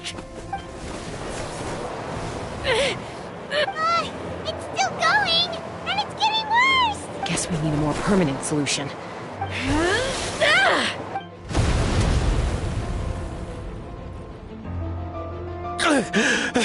That was too close. I thought I was gonna die. Answer us honestly. Were you the ones who attacked Koya before? No, it was... Well, she says it was you. Just tell me, who sent you here? It was T'Pol. He told us to catch all the wild Kukasaurs we can find. And he also said that this Kukasaur has become a thorn in his side, so he needs dealing with urgently. T'Pol? Huh. Sounds familiar. Well, he tends to send his orders in writing. He pretty much never communicates with us in person. When he does, he wears a mask to hide his face. And whenever we trade Kukasaurs for phlogiston wings, we deal with his henchmen. So you didn't even make those wings? All we did was slap some labels on them and transport them over here, to make them look like they're imported. To make it harder to trace their origins. I don't know, honest! Well, that's mighty convenient, huh? What about if I held a gun to your head? Would that change your answer? No need. I'm sorry. I'll tell you everything I know. T'Pol doesn't tell us much, but he always stresses that he wants them alive. So that gives us some clues. This is just a best guess, of course, but we suspect that the gaseous phlogiston stored in the trackballs is drawn directly from the Kukasaurs. What? Easy now. You're still injured. Hey, keep talking. Yes, ma'am. So, the gaseous phlogiston has to be highly refined in order to power the phlogiston wings. The slightest imperfection can have disastrous consequences, as you just witnessed. But the Kukasaurs have a natural ability to process gaseous phlogiston. So, if you use them as an intermediary, then... That's enough. So the Kukasaurs you took, where are they now? T'Pol should have them. But no one knows where he's based, apart from him and his henchmen. We've tried looking for it ourselves, even followed them a few times. But we always end up losing track of them. Random thought. Maybe they're hiding up in the sky? T'Pol. Jaska, Traveler!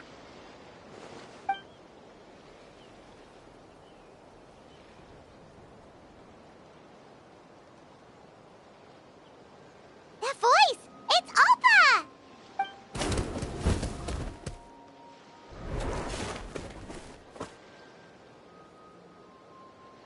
Elder Alpa? What brings you all the way out here? Well, I was patrolling nearby when I heard the sound of an explosion. I don't believe it. Elder Alpa, does the name T'Pol ring a bell to you? I feel like I've seen it written down before. Maybe in a list of candidates for the flying trials? Huh? So he's a member of your tribe then? No. If he was a member of the Flower Feather Clan, I'd definitely know him. Now that you mention it, I do remember a young man from outside our tribe who came to participate in our flying trials once. You were away on a mission at the time, which is probably why you don't remember him. He was a craftsman from the Children of Echoes, but he'd always dreamed of soaring the skies, so he wanted to join our flying squad. The Children of Echoes? That's rare. But despite his best efforts, he unfortunately failed to pass the trial and gain the Kukasaur's approval. In the end, he went wingless and returned dejected to the Children of Echoes. Wingless, huh? Maybe he invented the phlogiston wings to get revenge on the Kukasaurs. Perhaps. Or maybe it's simply his way of dealing with his regrets over his past flying endeavors. Either way, it doesn't excuse his abuse of the Kukasaurs. I'm gonna take these guys back and expose the truth to the tribe. It's time for this conflict to end. Easy, Chaska.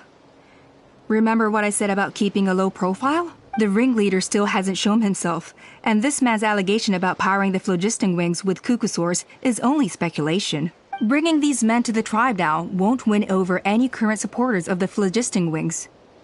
In fact, it may even escalate the conflict further. After all, many are mistrustful of the Kukasaurs after recent events. Is that why T'Pol waited until now to try to capture my sister? I don't know.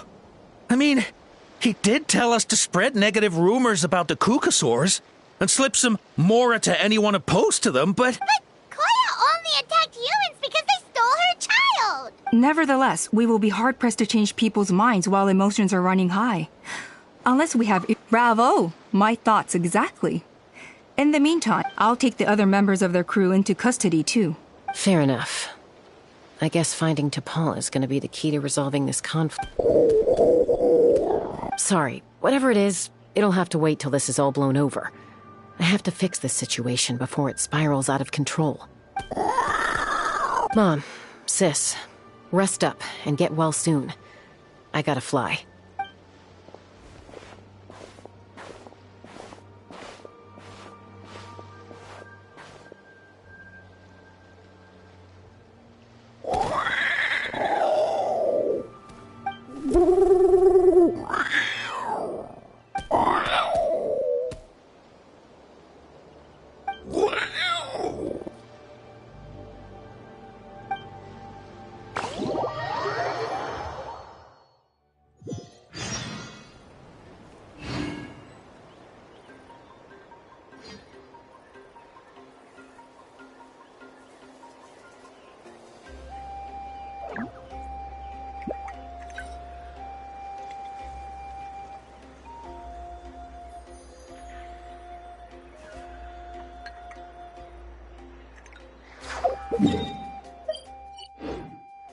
Sweet dreams!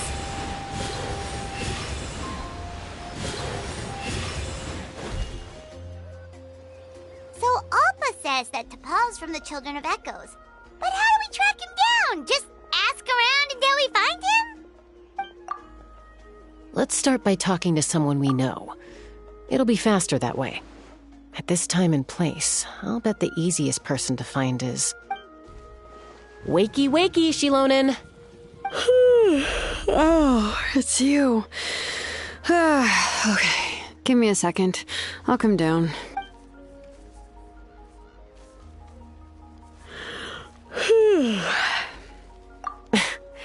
I climb trees to fly further and see farther. I don't usually stop for a nap.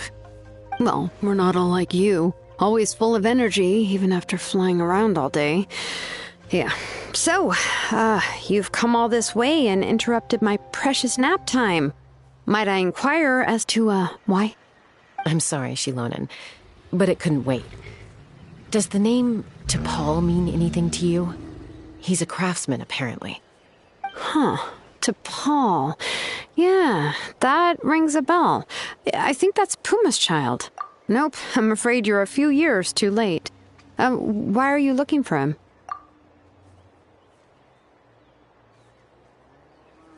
Huh, phlogiston wings. Wow, okay. The kid actually pulled it off.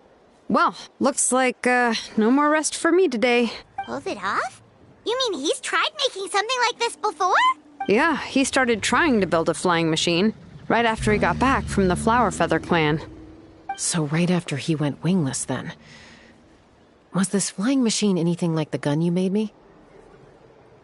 You mean your gun that's harder to tame than the proudest Kukasaur? No, he wanted to build something that allows anyone to fly freely, even if they're not naturally gifted. But he never got very far back then, though. Blew up his workshop a few times and barely made it out alive. I never really kept up with him after that. His parents traveled a lot in their youth and only returned to the tribe after he was born. But they settled in a remote area and don't interact with other people much. Which means most people in the tribe don't know them very well. Your best bet is to chat to his direct family. I'll, go get Puma. Wait for me in front of the workshop. I won't be long.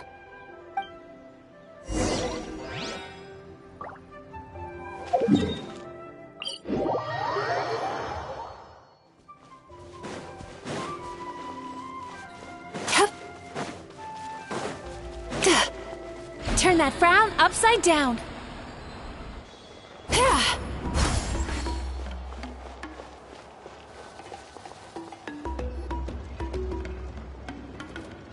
I'm back.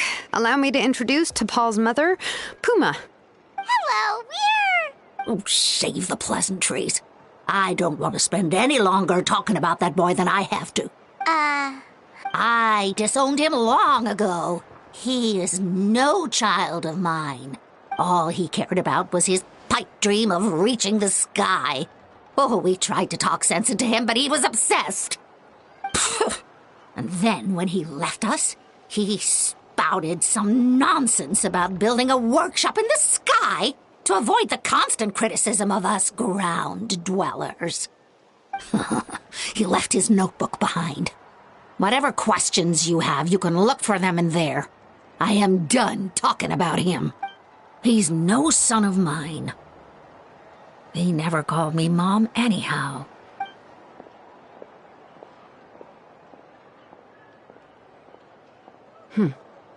Wow, they've really fallen out. Paimon sure wasn't expecting that. Her husband, T'Pol's father, he passed away recently, and T'Pol didn't even bother to show his face at the funeral. If you ask me, that was probably the final straw for Puma. I'll go keep her company. If there's anything else you need, just come and find me. Thank you. Okay, so this notebook is the only lead we've got now, right? What's in there?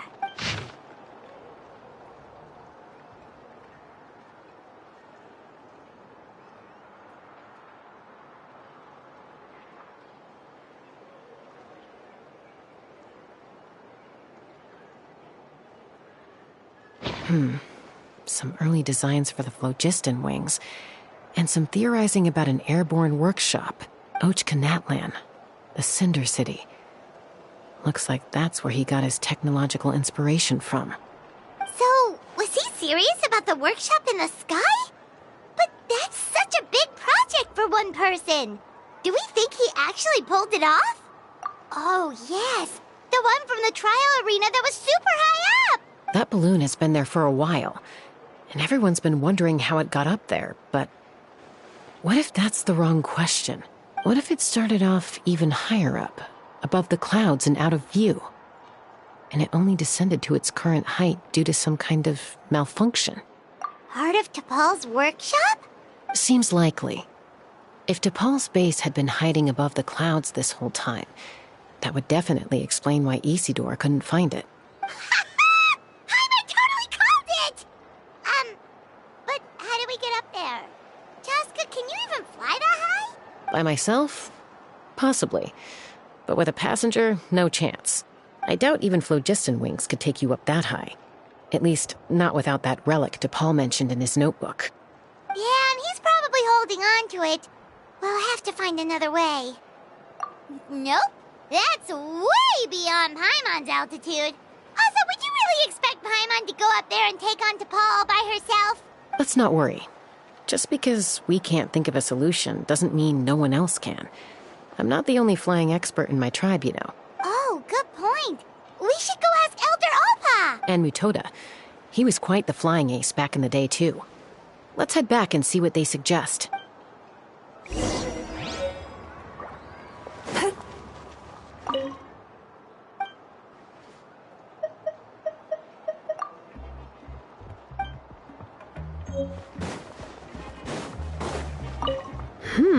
How's the sleuthing going? Hanging in there. She seems to have calmed down now. I'll check in with her again later. I think something about handing you that notebook meant she was finally able to let go of a few things, so maybe this was for the best.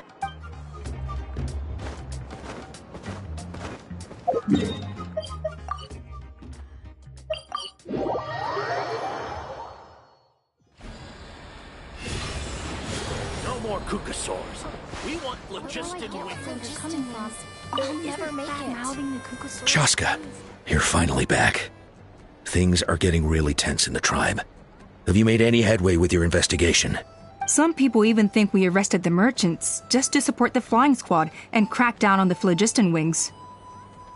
We found some promising leads, but there's a major obstacle standing between us and the irrefutable evidence we need. A relic from the Cinder City? So Ochkon's still managing to sow discord, even after all these years. An airborne workshop and a hot air balloon above the trial arena. And that's where you're trying to get to now? Neither phlogiston wings nor a cuckoosaur can take you that high up. Do you really think that's where T'Pol is hiding? You know what? There might just be a way. Really? Do you still remember those spouts in the arena? When they were all blocked, the gaseous phlogiston was trapped and unable to flow. But now, it's flowing freely. If we were to block them up again... You mean all of them except the one at the very top of the arena? To build up the pressure there? Precisely. With all the gaseous phlogiston flowing through one spout, it would create a high-pressure wind current. And then we just ride it up into the sky! Yes, it has its risks, but with Chaska's abilities, I think she could manage it. It's an extremely risky approach, but I agree that it's feasible. If you want to give it a try, check with Inkanak at the trial grounds. She can explain how to block the spouts. Chaska, if anyone has a hope of seizing this evidence from the high heavens, it is you.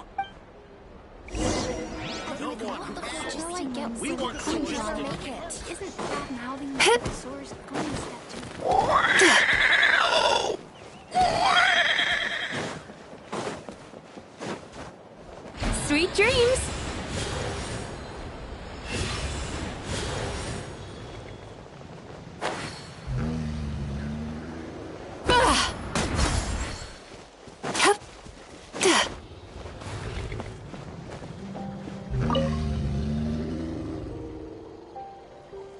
Goodness me, that is a very bold idea.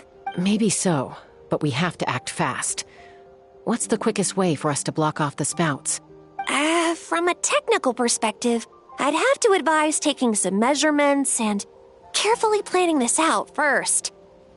But I'm guessing that's not what you want to hear. Then we'll have to take the rough and ready approach. See the solid phlogiston over there? Our prior inspections revealed that some kind of stable structure has formed inside, making it highly damage resistant. It's not without its weak points, but unless they're all struck at the same time, the structural integrity won't be threatened. So, what happens if we do strike them all at once? It'll collapse. Okay, I see where you're going with this. Yeah, you got it. As long as you hit all the weak spots at once from the right angle, the solid phlogiston will fall right on top of the spout and block it up. You're right about rough and ready. Sounds like my kind of plan.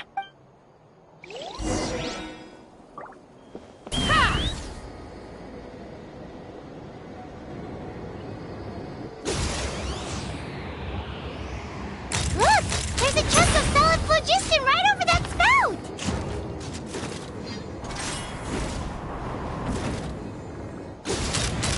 Open fire!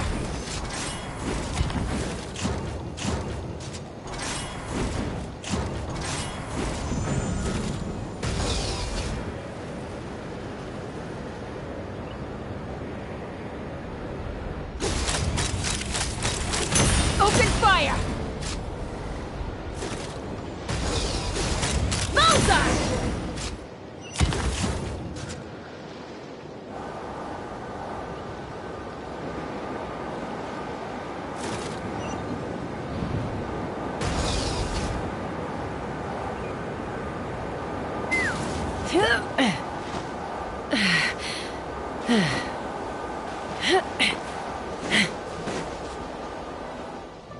It actually worked! But wait, how are Paimon and the Travelers supposed to get up there? Koya can give you a lift. She's actually been following us this whole time. Wow, Paimon didn't notice at all. Well, probably because she didn't want to get too close to humans. Or maybe just me. But right now, we need her power. Whoa, you didn't even have to summon her! Yes, up there. That's probably where Chime is. All right, let's go have a little talk with this T'Pol.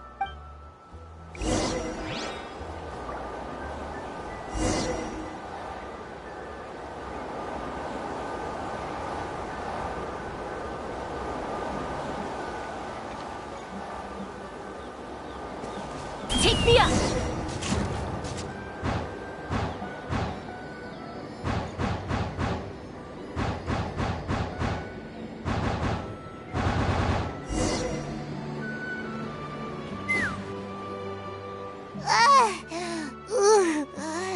has ever flown that fast before. Aha. Just as I thought. It might look like a regular hot air balloon from the outside, but up close, it's clearly been heavily remodeled. And sure enough, it only descended below the cloud line because the custom-built machinery malfunctioned. I should be able to figure it out with DePaul's notebook.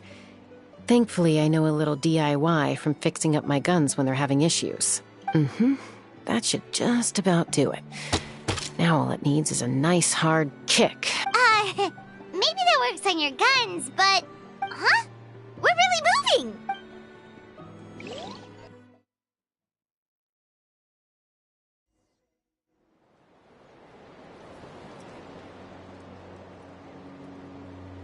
Here it is! The workshop, and makes you wonder why DePaul even bothers with phlogiston wings when he has tech like this. Well, according to the notebook, the platform beneath us runs on components from the Cinder City. Those can't be mass-produced. Also, I have some doubts about its mobility after seeing how it moved just now. For someone like DePaul who dreams of flying freely, this definitely doesn't cut it. But if he's got that relic, he should be able to make a set of prototype wings for himself, right? Why bother making a whole flying workshop so he can mass-produce them? But this doesn't add up. If he's already achieved the power of flight, then he must have bigger dreams we don't know about. But what? With any luck, we'll find the answers in his workshop.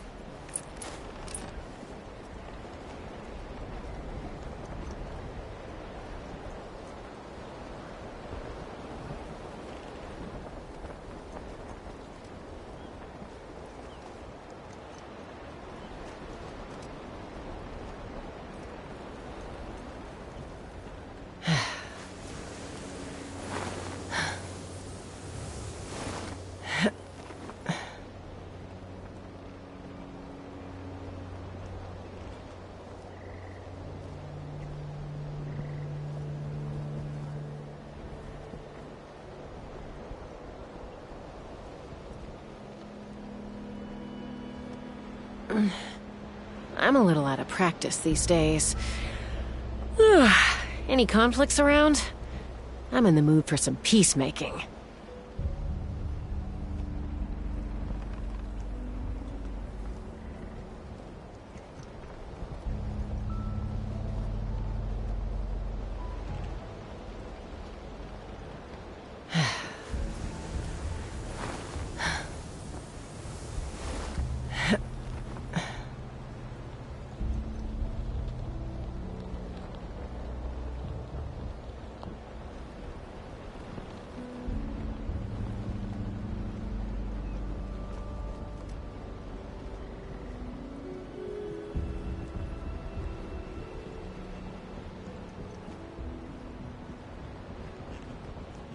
When you lose your way, gaining some altitude can bring some perspective.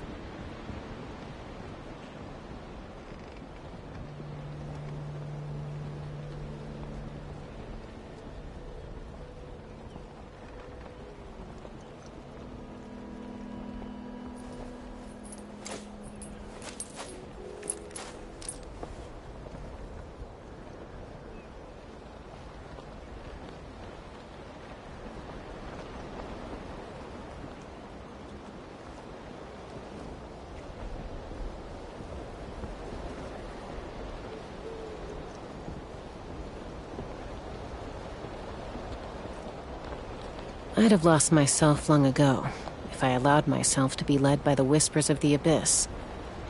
Surviving is tough. Taming the beast within is tougher.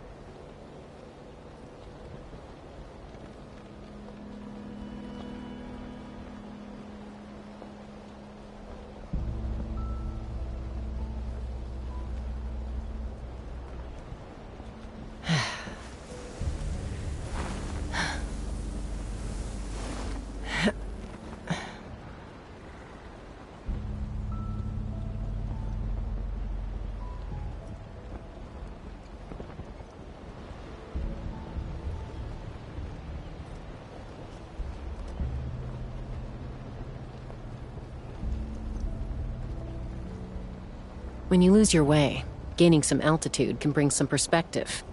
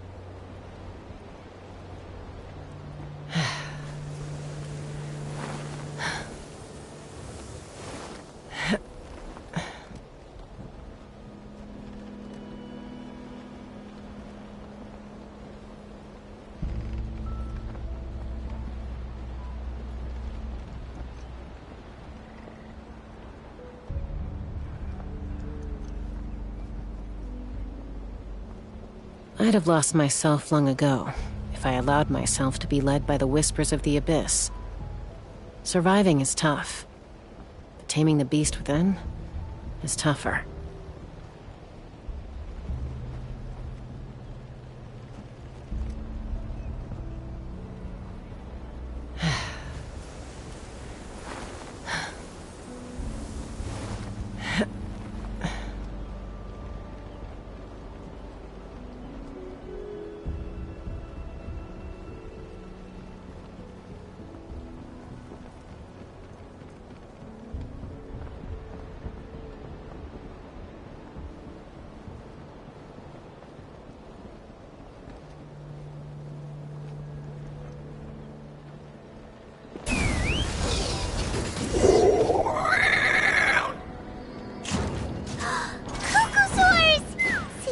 Merchants were right.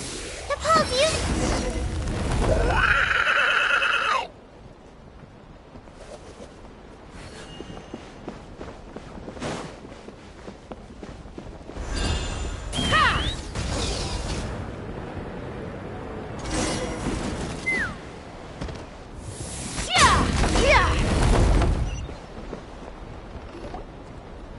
Why won't it fly away like the others?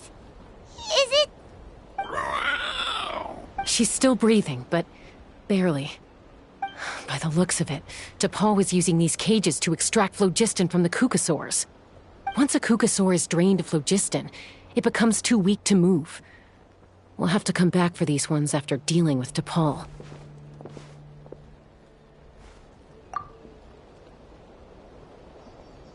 Let me see. Looks like a record of his phlogiston research. Log number 330. With the support of... I was finally able to launch the airborne workshop. Even though it relies on the relic for 80% of its power supply, I've at least taken the first step. Log number 348. Research on the relic is progressing well.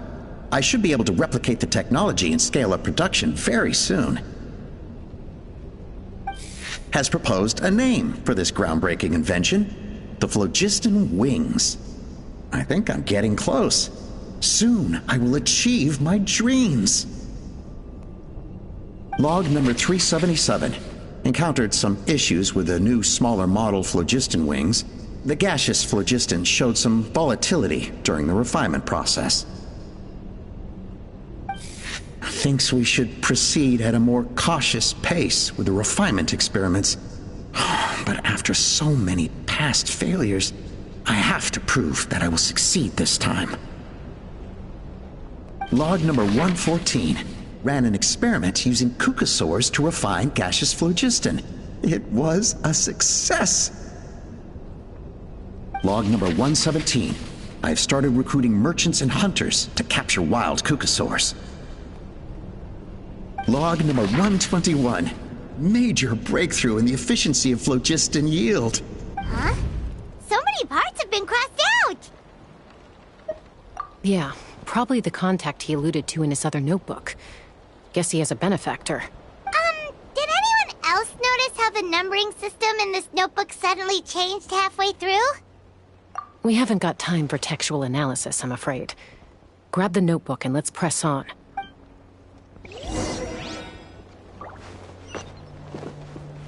Let's fly! Huh. Never seen one of these before. Looks like this was built with the Cinder City components, too. Hey, you're not thinking of giving it a nice hard kick, are you?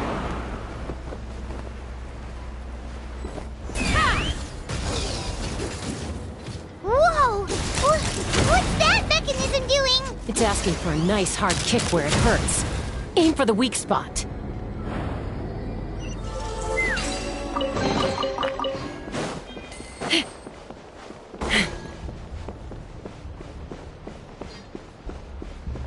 What are they doing here? It's T'Pol's henchman.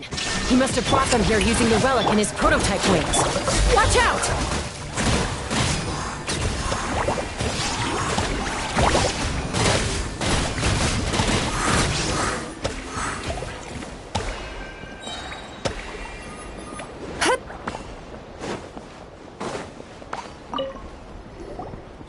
Hey, look here! More of T'Pol's notes!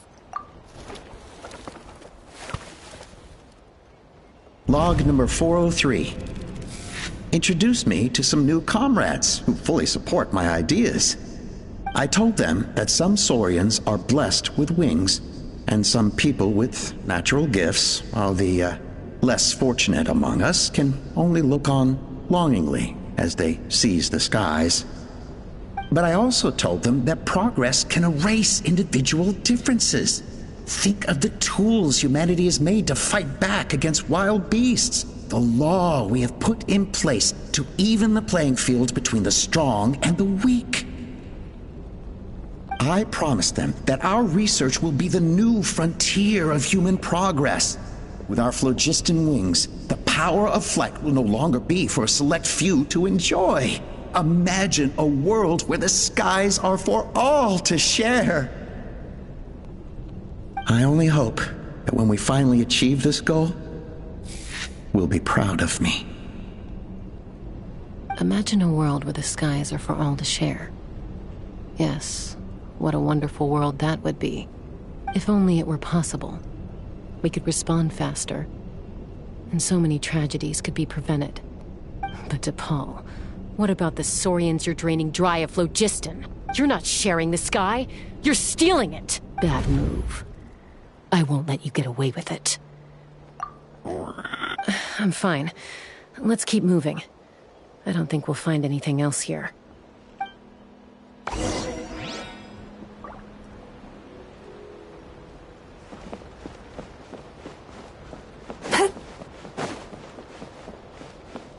Time to relax.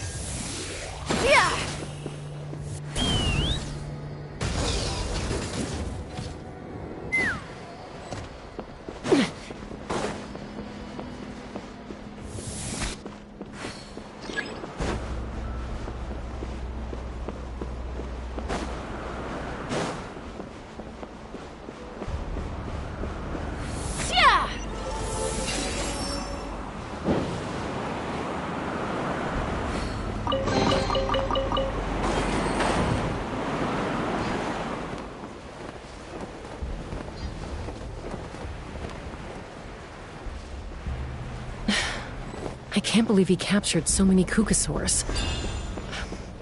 But right now, we have to focus on solving this problem at the source.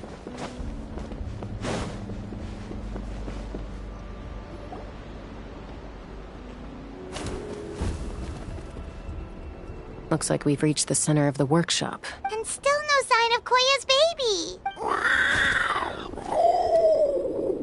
Let's search this area for now. If we still can't find Chime...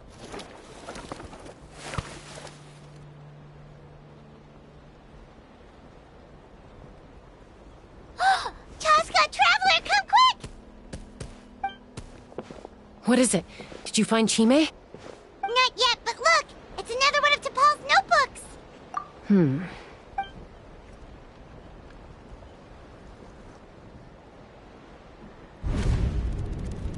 Log number 428. We decided to restart the experiments on phlogiston refinement, but without telling.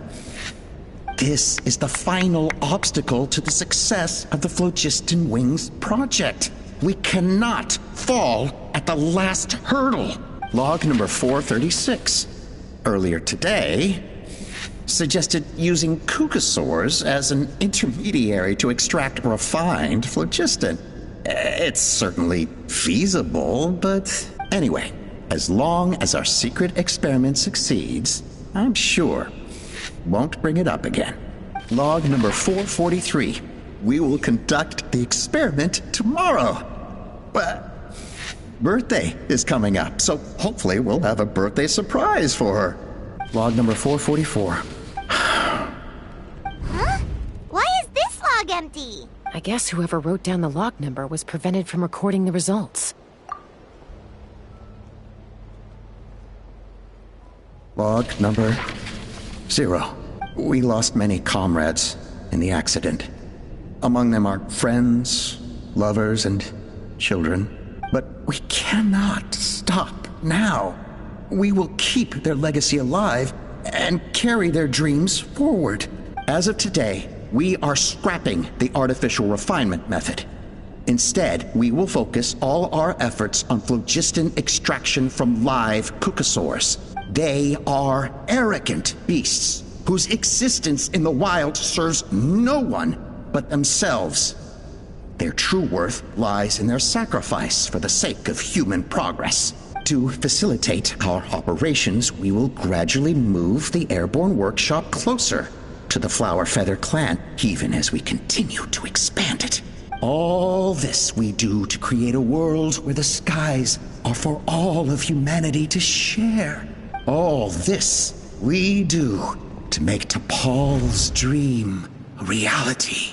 Given the way this is written, not to mention the fact that the numbering has started over from 0, it kinda sounds like this is someone new. Does that mean that T'Pol's already... There's also a letter tucked in the end of the notebook. It's from Puma.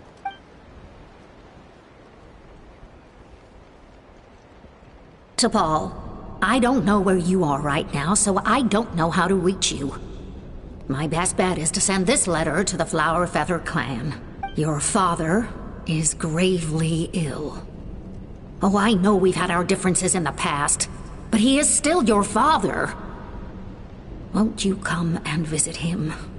Please. I know you never liked him and cared even less for me.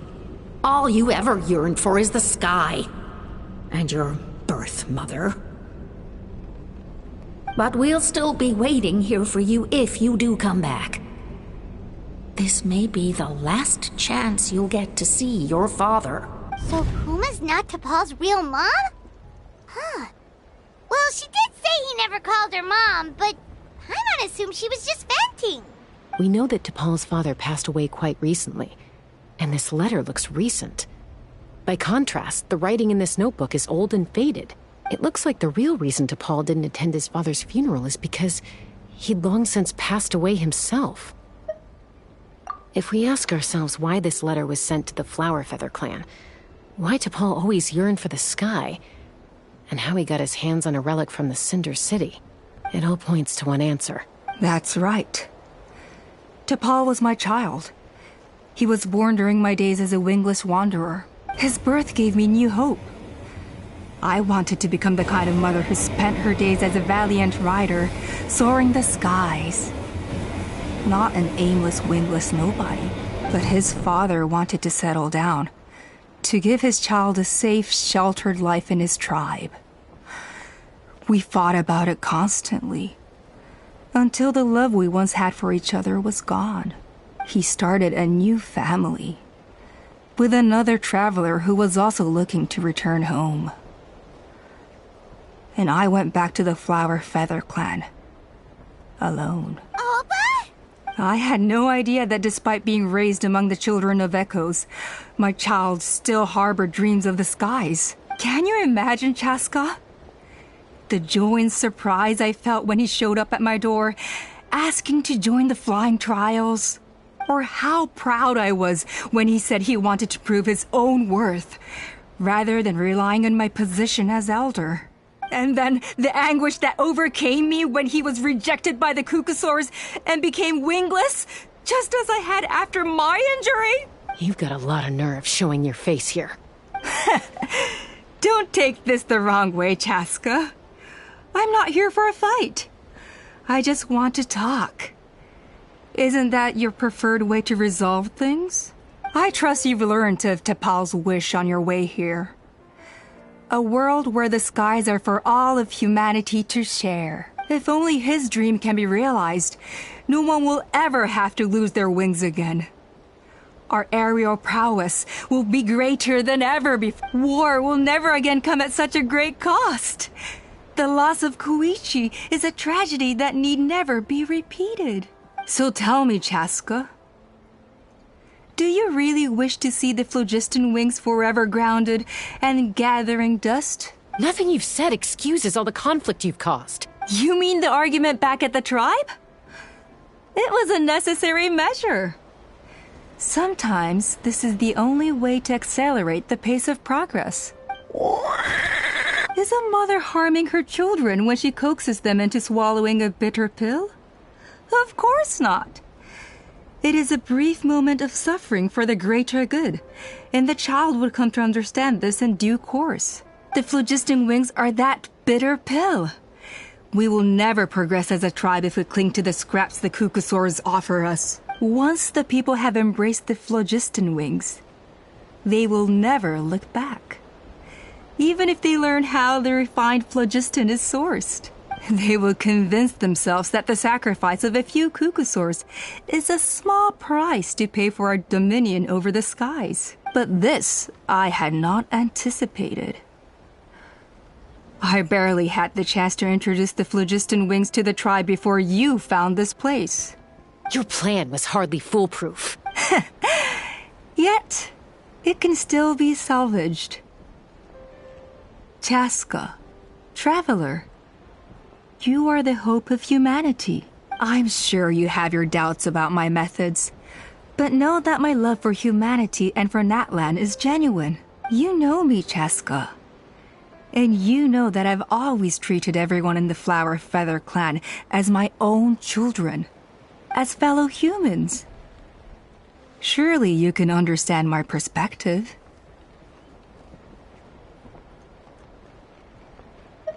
Alpa, Natlan doesn't belong to humans alone. And truthfully, neither do I.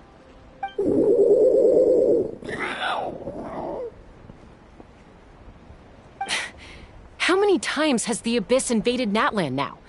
And yet despite how much stronger it is than us, Natlan still stands as a nation of humans and saurians. Peace imposed by force will crumble in a matter of days. Because social bonds are what hold a civilization together. Weren't you the one that taught me that?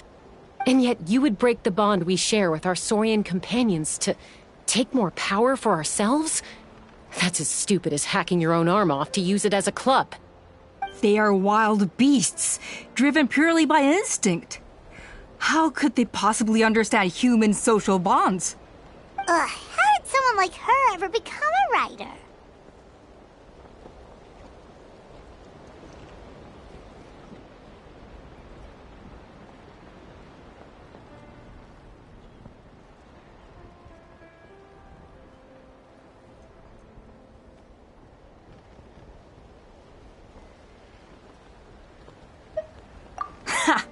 You overestimate them.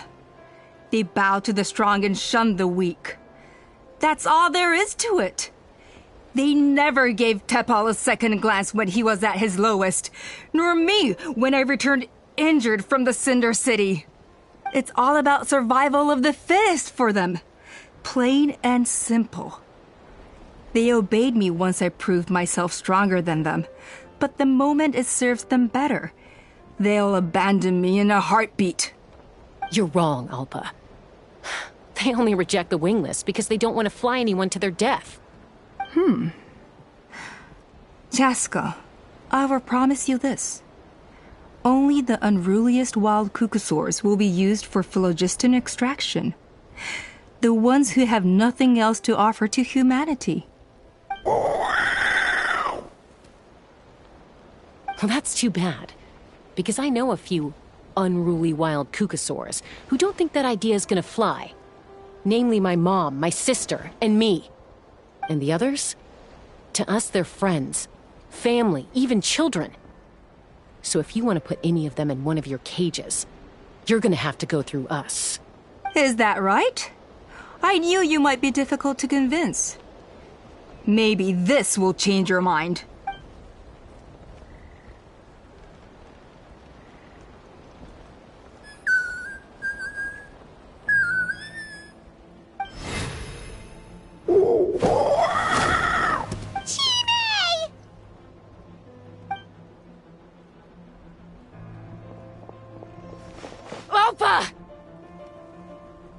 Careful! Don't make any rash decisions. Unless you want to see her suffer. Oh no, that's one of the extraction cages! I told my subordinates to take control of the tribe while I was away. Luckily for them, our strongest warrior and our most powerful ally aren't there to stop it. Take control? What are you planning to do with Mutota and his supporters? Merely accelerate their inevitable downfall. They cannot stand in the way of progress forever. It is not the move I wish to make, but I'm afraid you and your friends force my hand. And since you insist on imposing me too, I have no choice but to keep you here until the dust has settled. So that's what you meant by I just want to talk. You never intended to negotiate. You just wanted to stall us. No, Chaska. I genuinely hoped I could win you over. You are the strongest warriors we have.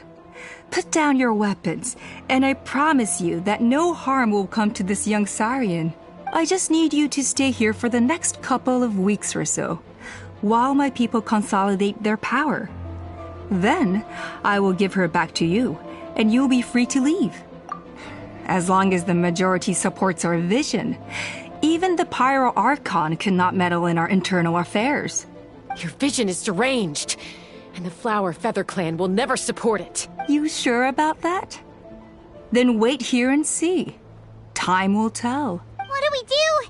Even if the whole tribe fights back, Mutota's in grave danger!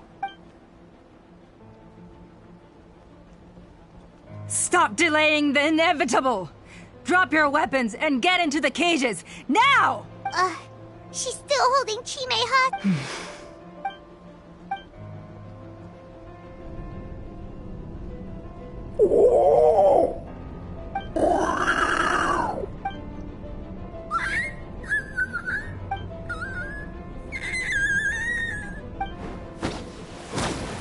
Koya? Huh? What are you yapping about? Stand down. Drop...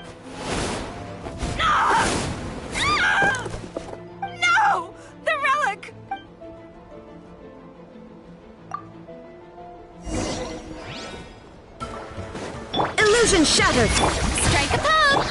Bad dreams be gone. Sweet dreams. Give up, Alpha. We're negotiating my way. Hey, something's up with this relic! Oh, God.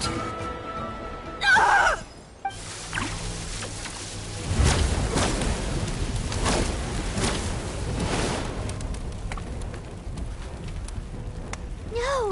What is she doing? She'll bring us all down with her! But why? We stabilized the relic. Maybe it got damaged in the fight. No. They're directly beneath us. My beloved tribe!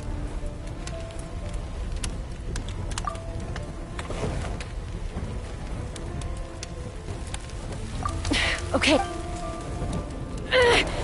It's too powerful. This ain't a toy like last time. But we need to get it far away before it Koya, remember when we were kids? Don't worry. I know I can get rid of it before it explodes. All I need is for you to catch... I can't hold it back! Don't be insane! Alpa! What are you... You're a fool, Chaska! Why would you choose We cannot entrust the safety of our tribe to this wild Saurian! I'm the fool! You really think you can stand a better chance than me? Sure, it may be asking too much for an ex-winglish to escape the blast radius in time, but I can fly it a safe distance away. Even if it's the last thing I do!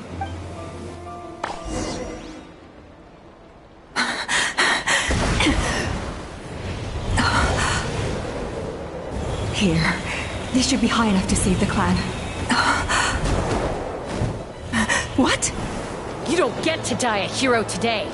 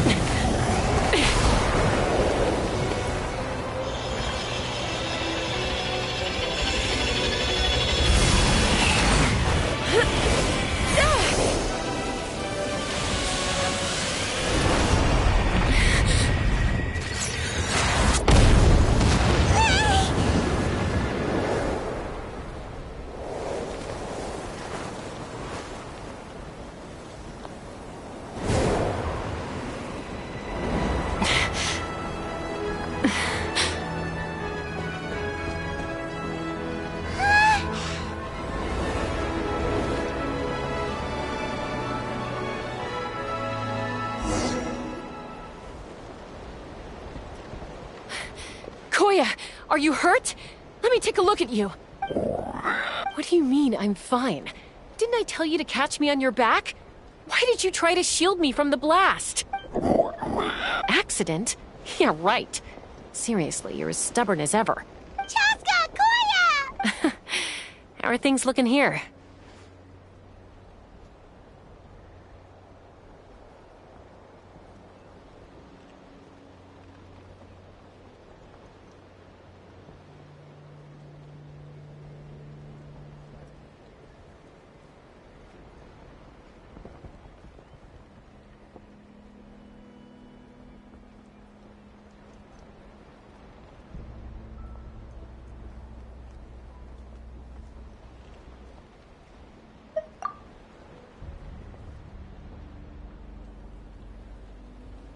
I think that's putting it mildly. I owe you one. Again.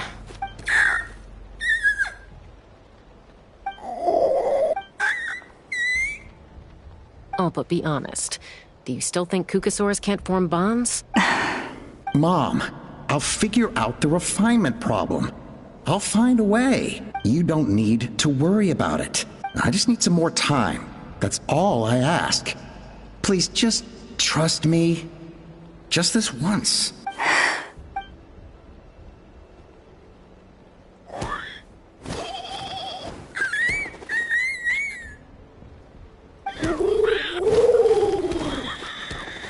The Flower Feather Clan yield to the strong.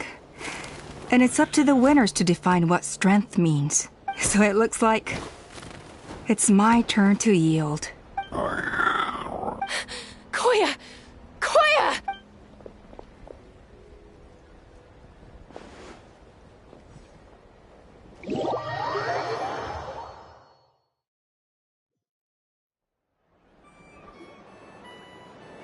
So, you're absolutely sure it's not because of the explosion?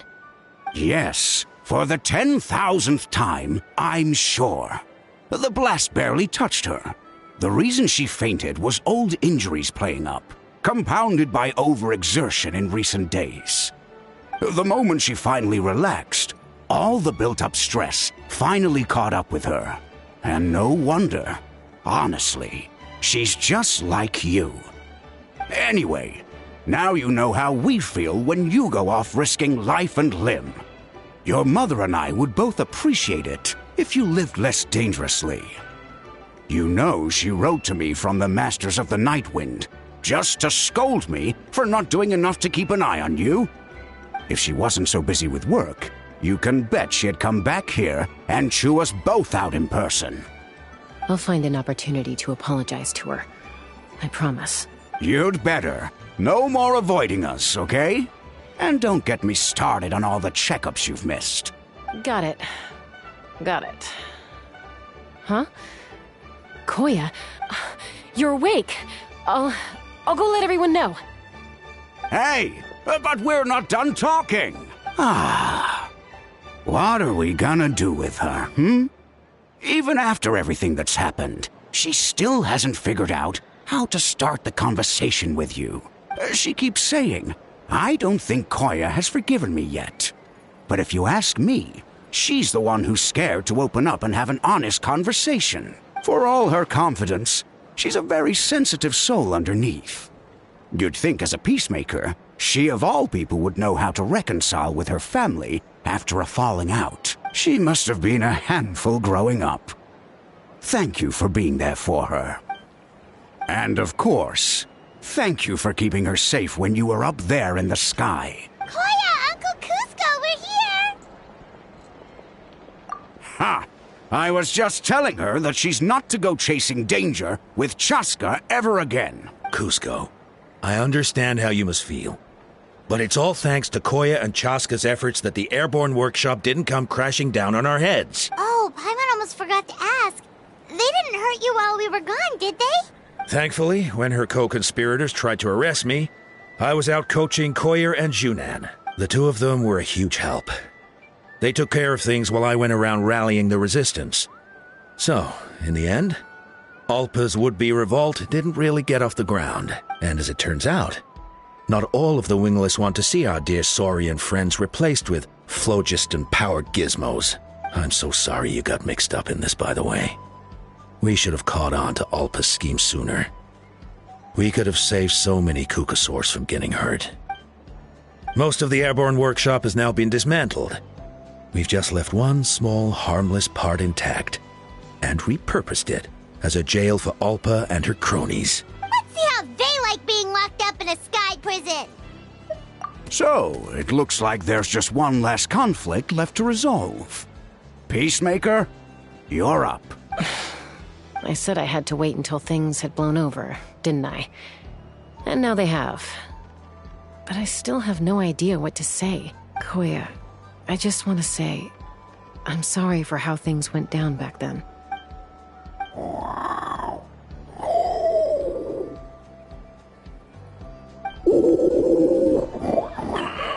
Huh? Does this mean you're not mad at me anymore? There's that family likeness coming through again. But that day, when we ran into each other. Huh? So then, when did you finally make your peace with it? Oh, it's Chime and Chimpu! They're here too!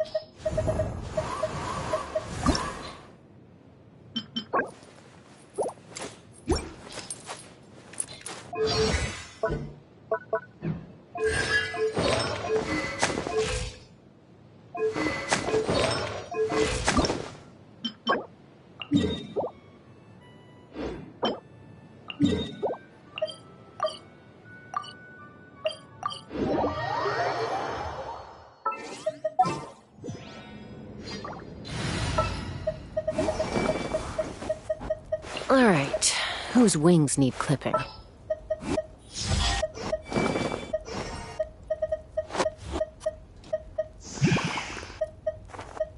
Where to?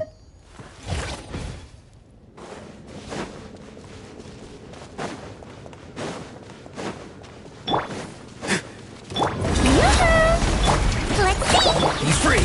Go! You're free now! Take me up! Open fire! Open fire!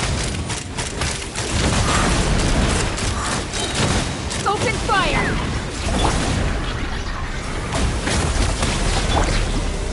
Shower me with... Let's go! Hold on to your hats. Bullseye! Open fire!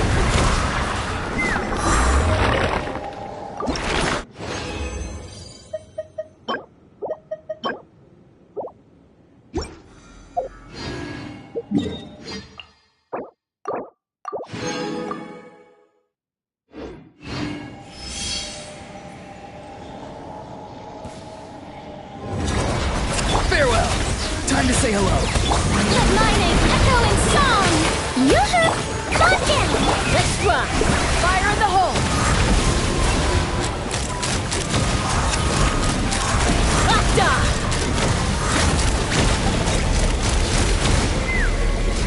He's free! Hold on to your hats. Take me up!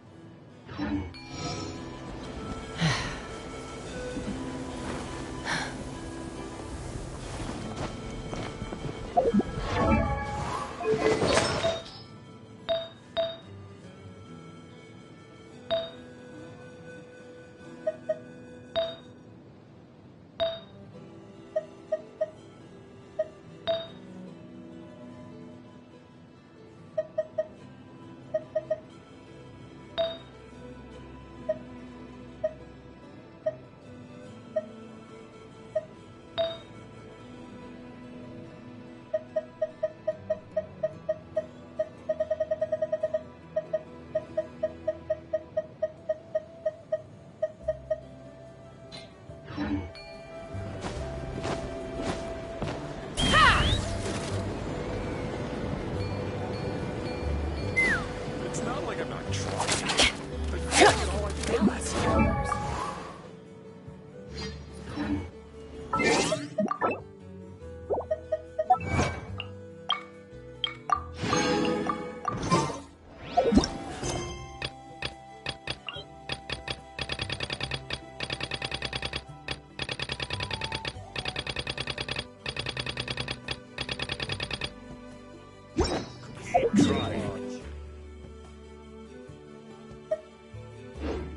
Let's fly!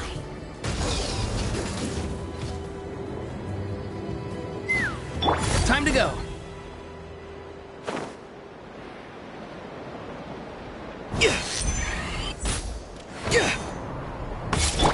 Let's see!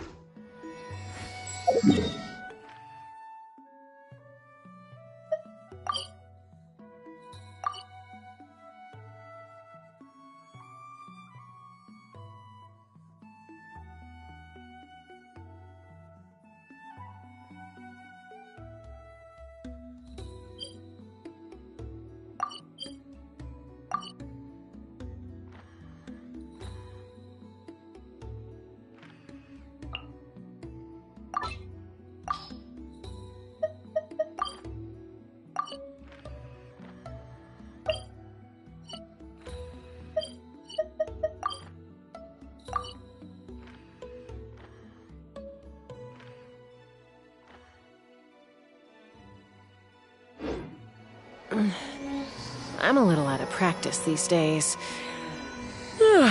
Any conflicts around? I'm in the mood for some peacemaking.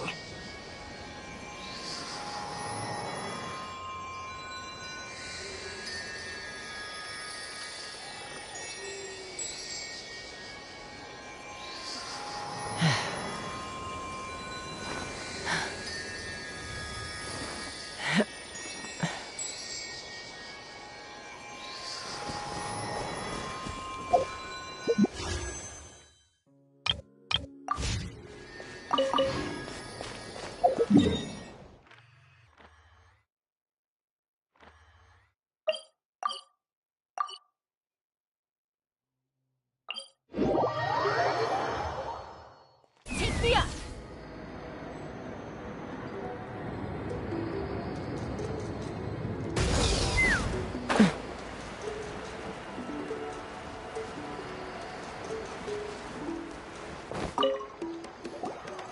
Oh, Mother Granny, Archon. I swear, I've been on my best behavior recently. Paimon knows it's just how you talk, but you've gotta realize... I am curious, though. Are you still working with the captain? No, I don't have a reason to follow him anymore. So my life is back to normal. Growing vegetables, raising aphids. Well, maybe not completely normal. I'm still keeping tabs on the situation in the Night Kingdom. The ley lines are in a bad state. We plan on bringing that to an end. I know. You and other Granny, right? You're going to become great heroes, and the most I can do is weave a scroll of your deeds. Oh, you know how to do that? Most people from my tribe know the art, but I'm not very good. I can never seem to empty my mind. We commemorate the deeds of others as a form of inspiration. But rather than waiting for someone else to be inspired, isn't it faster to just take things into your own hands? Well, there are always things we can't do on our own. I wouldn't phrase it quite like that, but Paimon's not wrong. Time will give you an answer. I know how you feel, Auroron. It took me a long time to find my place in the world.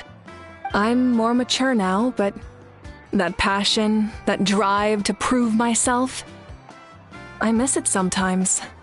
Maybe you'll change in the future, but you can still be proud of who you are now. You're saying I need to live in the present? Thank you, Archon. That's what I've always tried to do.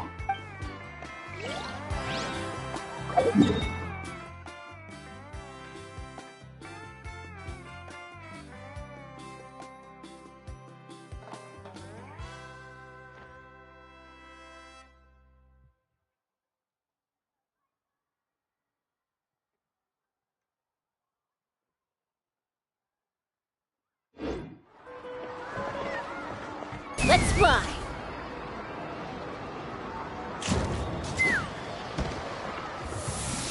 Yeah!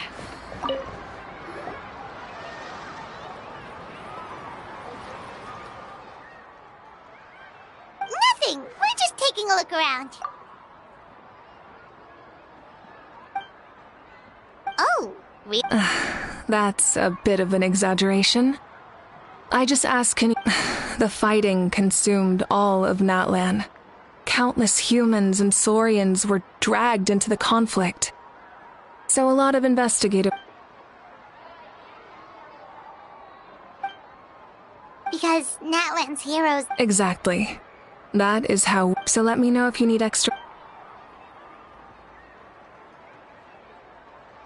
Understood.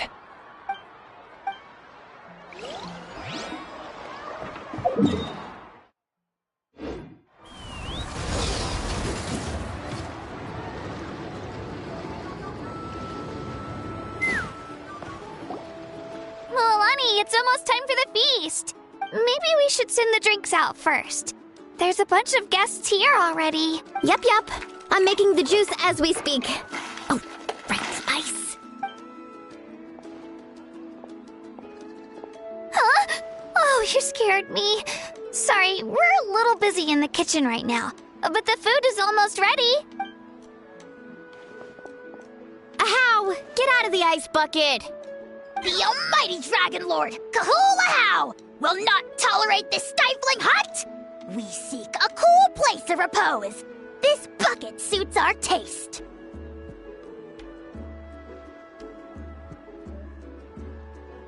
Oh, great. Now we can't use any of this ice. Hey! This is your mess! Get back here!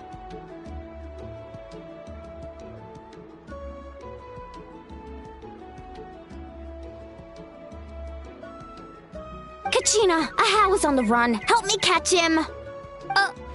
Okay. Sorry, I gotta help with the how. As usual, Ahow brings chaos wherever he goes. Lively, isn't it? Leave this to me, Kachina. What is this? Who dares lay a hand on the almighty... Malika? I got him, Mualani. Expert Ahow wrangling, Archon? You shall utter our name with more reverence, or we shall... or I'll get Kanich to ask you to apologize. Some Dragon Lord you are if you need your servant to protect you. Ahow ruined an entire bucket of ice.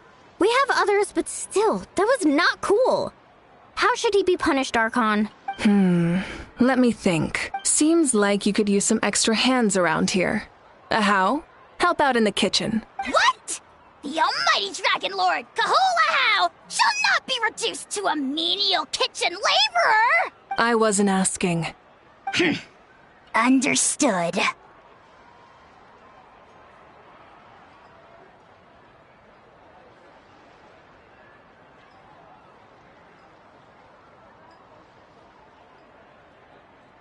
Ahow, you have to learn to be good at some point. Well, hop to it. There's a pile of vegetables with your name on it. You need to wash every leaf. Help! Someone save me!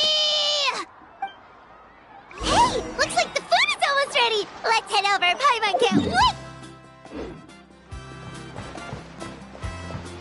Oh, but if there are still people you want to see, that's okay.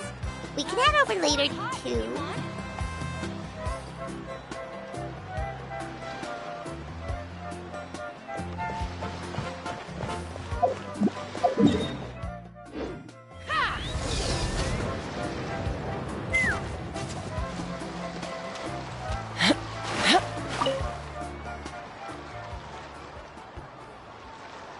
Chaska? Hello, Archon. I'm, fishing. Oh, doesn't look like the fish are biting today. Yeah. It's okay. You don't have to walk on eggshells around me. I know you can tell I'm not really trying to fish, but gazing at the water puts me at ease. I went to visit your parents, Chaska. Of course, I could only offer a few simple condolences. You helped a lot, actually. My mom has been doing better since your visit. I've always been grateful to my parents for taking me in, but now I have an even deeper sense of responsibility. I'll never be able to replace Koichi, but I will do everything in my power to pull them out of their loneliness and despair. That's exactly what your mother's worried about. She doesn't want you to push yourself to make up for their loss. After all, it's your loss too. Grief is not something that can be measured against others. You don't need to make amends, Chaska. Your loss is a tragedy. In any case, they've always loved both of you. There's no need for you to become Koichi when they love you just for yourself. Yeah, don't put too much pressure on yourself. Thank you, everyone. Sounds like I owe my parents a conversation.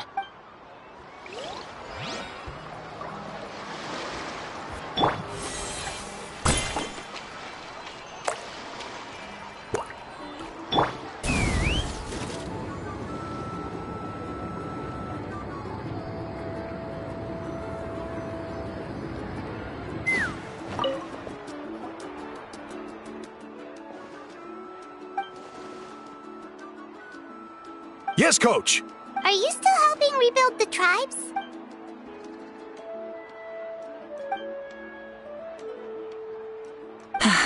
I heard about your efforts. The Speaker's Chamber can take it from here. It's more effective to have a focused task force, and the Speaker's Chamber can contact the Fatui directly for more doses. The worst is over, so it should be fine. I'll confirm it myself later. I'll be in touch with next steps. I just need you to compile all existing patient records to ease the transition. Wow, that's so responsible of you.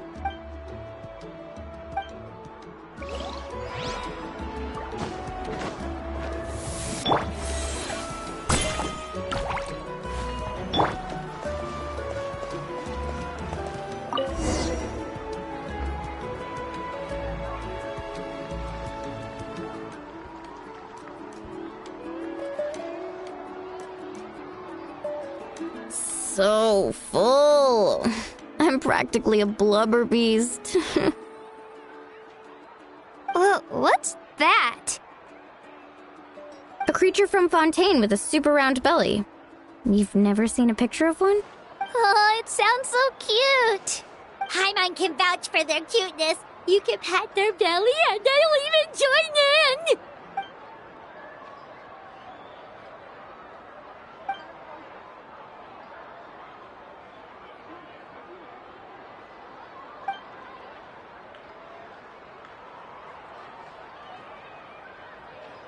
Wow, she must have been a great fighter to...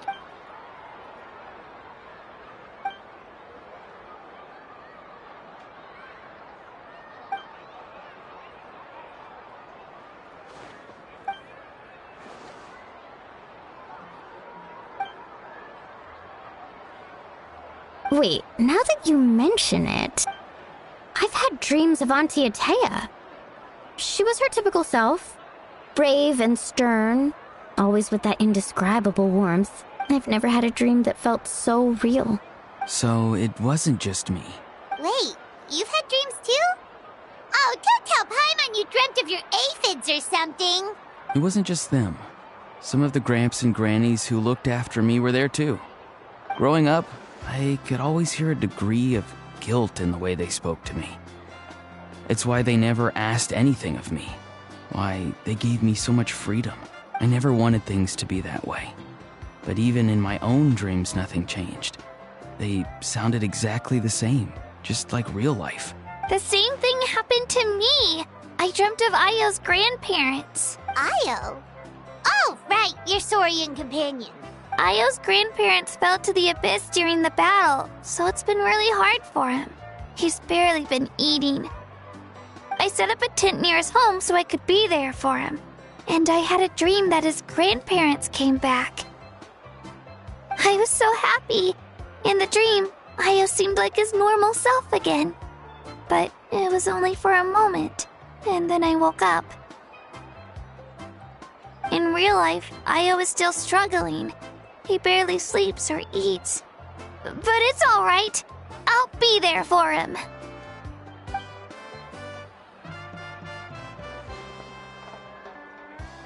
Traveler, Chaska... When did this become story hour? Still, I have nothing to hide. I dreamt about Koichi. She told me I felt like a completely different person. She said I'm going down the right path, so she doesn't need to pick fights with me anymore. Maybe your dreams felt real, but the Koichi I saw was nothing like her real self. She would never say anything like that to me. It was a dream. Nothing more. It's fine. I'm the one being a buzzkill. Well, what about you, Traveler? Did you have a special dream?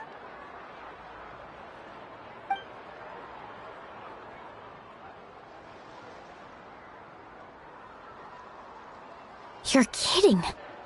The captain? No, of course not! Maybe the traveler's dream is a different kind of phenomenon. I may know the cause of the dreams. At the end of the battle, I launched a special kind of night war by using the power of the Divine Throne. Its great power allowed the Ode of Resurrection to bring back all casualties, independent of the time of victory or the possession of an ancient name. In addition, the power of the Divine Throne revitalized the souls and memories within the Night Kingdom, allowing them to take the form of their past selves. Even after the battle, that effect still lingers. That's why those you lost were able to reappear in your dreams. But I agree with Auroron. The Traveler's dream is likely a different matter. The shamans of my tribe often receive visions of the future through dreams. Is that what you're suggesting? Yes, exactly. So, the Traveler saw the captain's future?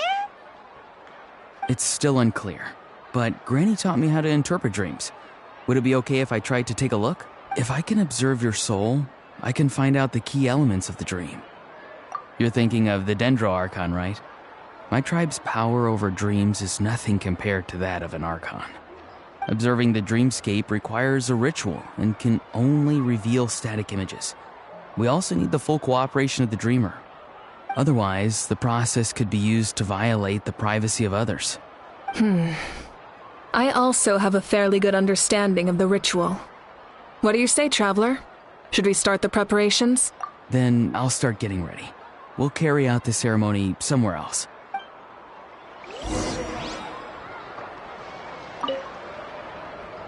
You've got me curious about this dream, too.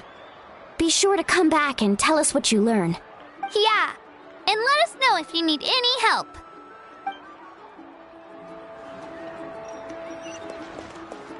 Take me up!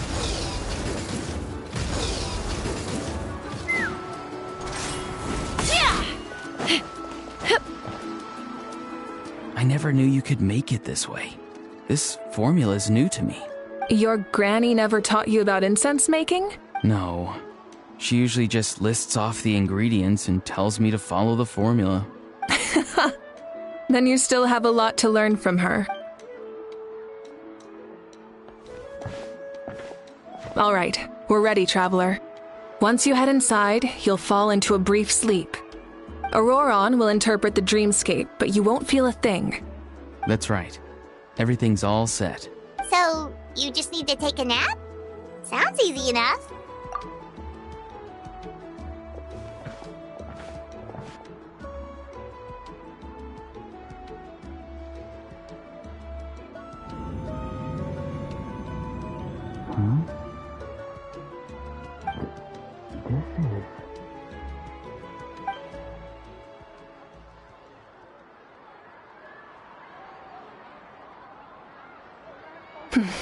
Here, have some water.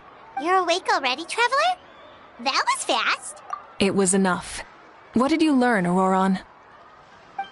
The person next to the captain. I've seen him before. He was the one who tried to possess me back at the ruin. Huh? It was him? So you know that name too?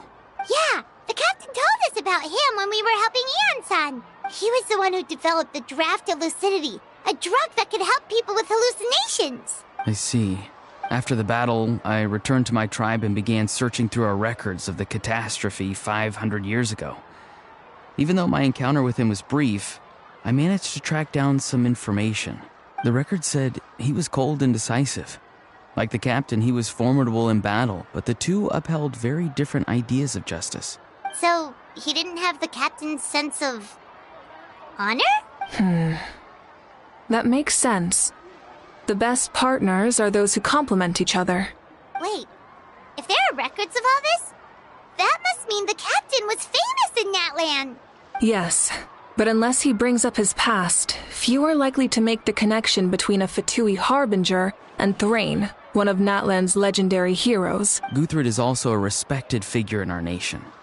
The story of how he sacrificed himself for Natlan is a pretty famous tribal legend. But there's still something I don't understand. I'm the only one who saw him. You shouldn't be able to dream of someone you've never met. And yet, the figure in your dream looked exactly like him. I don't think that's a coincidence. I believe what the traveler saw was Guthred's soul. But didn't he die hundreds of years ago? There's no way his soul could have survived that long. Maybe he found his way to the Night Kingdom for a little bit. No. The Night Kingdom only accepts the souls of Natlan. It's always been that way. The ruler of death likely wanted to prevent the Ode of Resurrection from being abused. When I was with the captain, I could hear something coming from him. Souls that were not his own. I heard voices of sorrow and pain, sometimes faint, sometimes strong. Wait, are you saying the captain has had Guthred's soul inside of him all along? That's the part I don't understand. Ordinary people shouldn't be able to carry the souls of others. It's only possible for me because my situation is unique. And even then, you saw what happened. The Lord of the Night's voice triggers a violent reaction in those with fragmented souls. I even checked his soul myself. It's resilient, radiant, and entirely in one piece. Maybe it has something to do with Guthred then. It's very possible. It's still too early to tell, but the continued existence of Guthred's soul is likely the key to figuring out the captain's true intentions. I agree. The captain never revealed anything to you? The two of you... No, he rarely talked about himself. We were united in our efforts to save Natlan, but it never went beyond that. Let's come back to this later. I'll tell the officials at the speaker's chamber to monitor the captain. Nevertheless, I doubt his goal will interfere with our plan. Yeah, he's definitely up to something. But there are far more important... Like, if Paimon had to rate her level of worry, the captain gets maybe 50 points. But considering the final battle, you two get at least 2,000! In any case, conjecture will only get us so far. It might be more useful for you to ask the captain directly, Auroron. With any luck, he might just tell you the truth. Huh? Me? Don't tell me you haven't noticed his respect for you. The first of the Fatui Harbingers doesn't work with just anyone. Fortune favors the bold. So if you ask me, posing the question directly is the wiser choice. I'm not so sure, but I'll give it a try. All right. Let's head back and enjoy the party.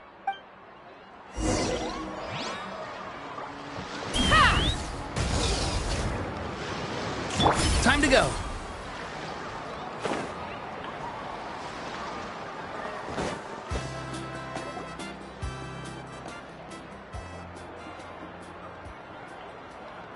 Thank you so much for coming, everyone!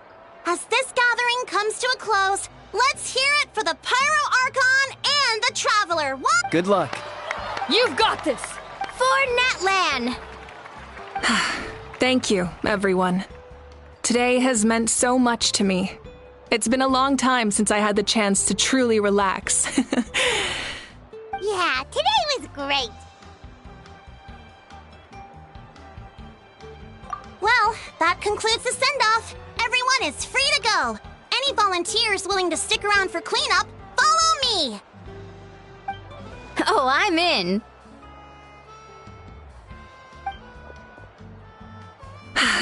All right, I'm gonna head back to the stadium. I'm sure there's a lot of work to make up at the speaker's chamber. Wait, what happened to taking a break? There is no break from the responsibilities of an Archon. Anyone else heading to the stadium? We can go together. Yeah, I'll come. There's a few things I want to pick up before I head home. No one really needs a peacemaker right now, so I think I'll spend some time with my parents. Okay, see you soon!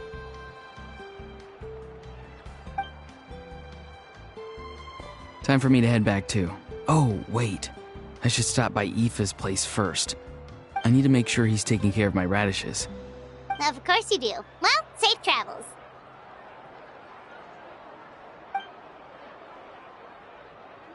Oh, wait! Paimon wanted to ask something. Where was the How this whole time?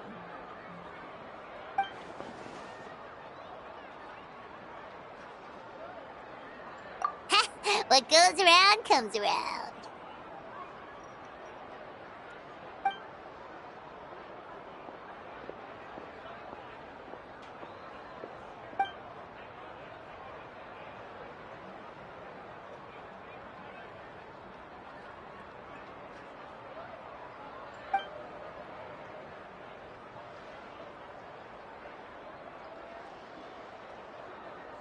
Well, I guess I should head out too. It's gonna be super late by the time I get back. I think I'll go see Shilonin. She's probably done with your ancient name by now. I can check for you. Yeah, Shilonin is an amazing engraver. She usually works really fast. But your ancient name is a special case, so I can't say for sure. Well, we also don't have anything to do, so why don't we go together? Oh, it's okay. I'm not alone. Turbo Twirly's with me. Still, if you want to check on the progress, we should definitely go together. Getting an ancient name is such a special moment. Whoo! Let's go!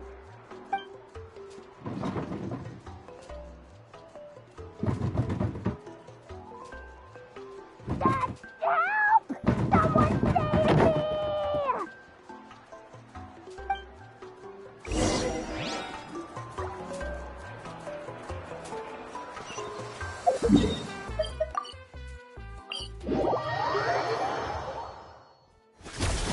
Take me up! Giddy up! Yeah!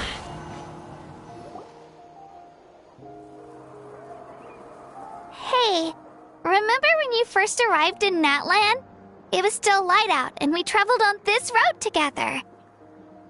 It was the day before the pilgrimage, and we met up with Kanich and Mualani.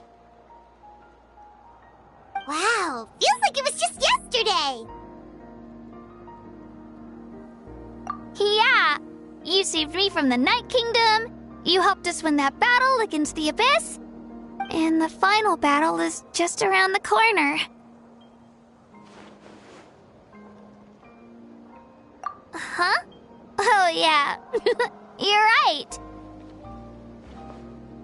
I was so nervous the night before the pilgrimage, but your words of encouragement made me feel a lot better. I slept so well that night, and earned the best score I've ever had in the pilgrimage. So, if you're nervous, traveler, maybe I can encourage you this time. I've learned so much from you, but I doubt I can return the favor.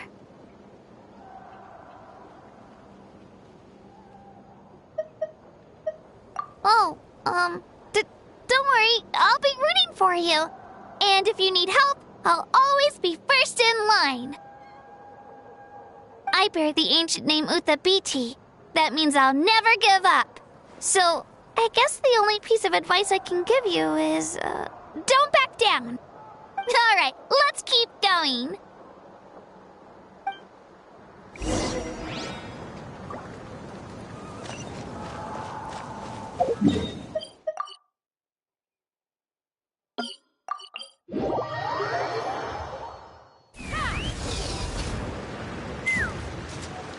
Time to go.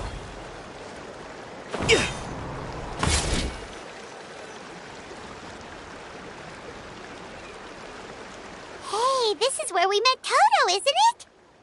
Yeah, but Toto probably won't be able to come back here for a while. During the battle, Toto refused to leave this place.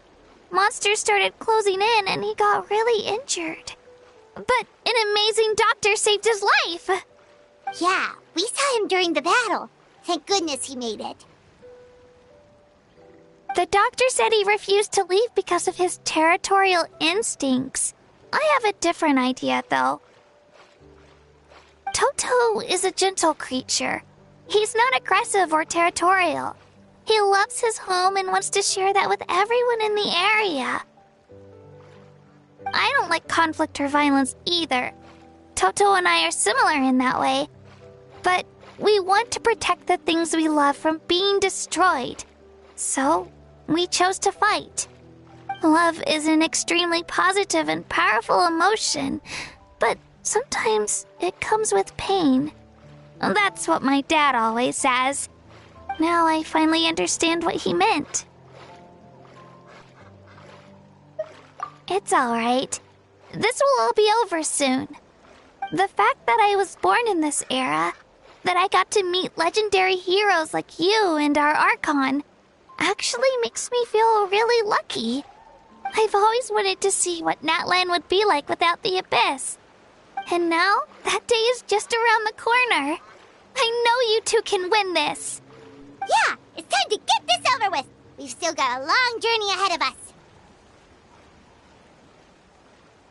Come on, we're almost there.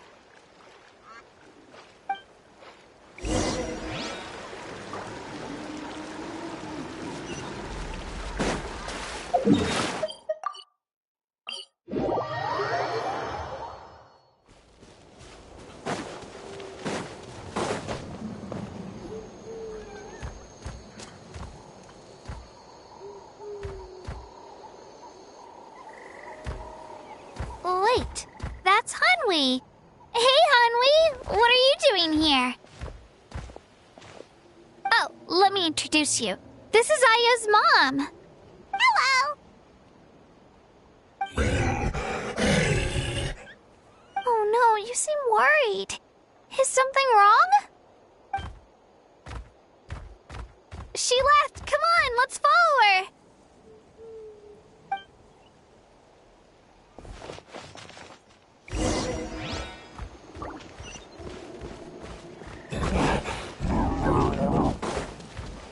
She's really freaking out. What's going on?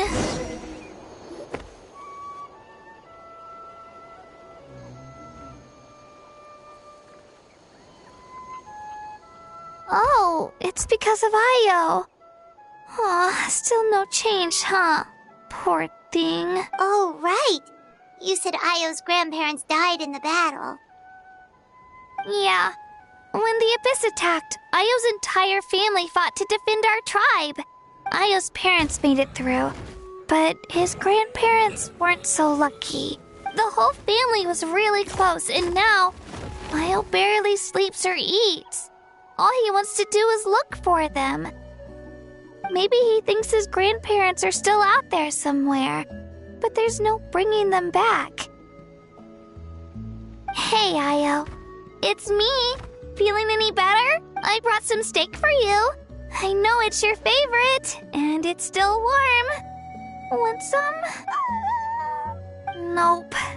It's like he doesn't even know I'm here. Traveler, doesn't this situation remind you of abyssal corrosion syndrome? Huh? What's abyssal corrosion syndrome? According to the captain, it's a kind of mental disorder that results from abyssal contamination. Even after its power has been purified. It can cause hallucinations, mental breakdowns.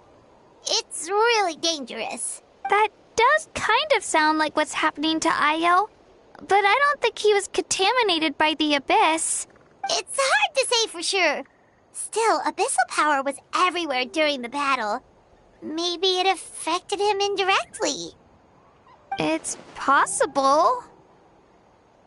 Yeah. That medicine was really effective against the worst cases. Since we don't have any other options, should we give it a try? Okay. But just a small amount. Since it was developed for humans, it might have a different effect on a Saurian. Yeah, better safe than sorry.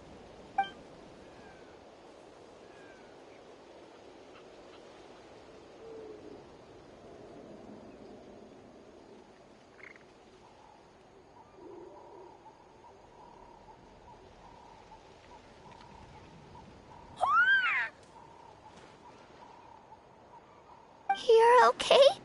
I'm so relieved! Thank you so much! That medicine is amazing!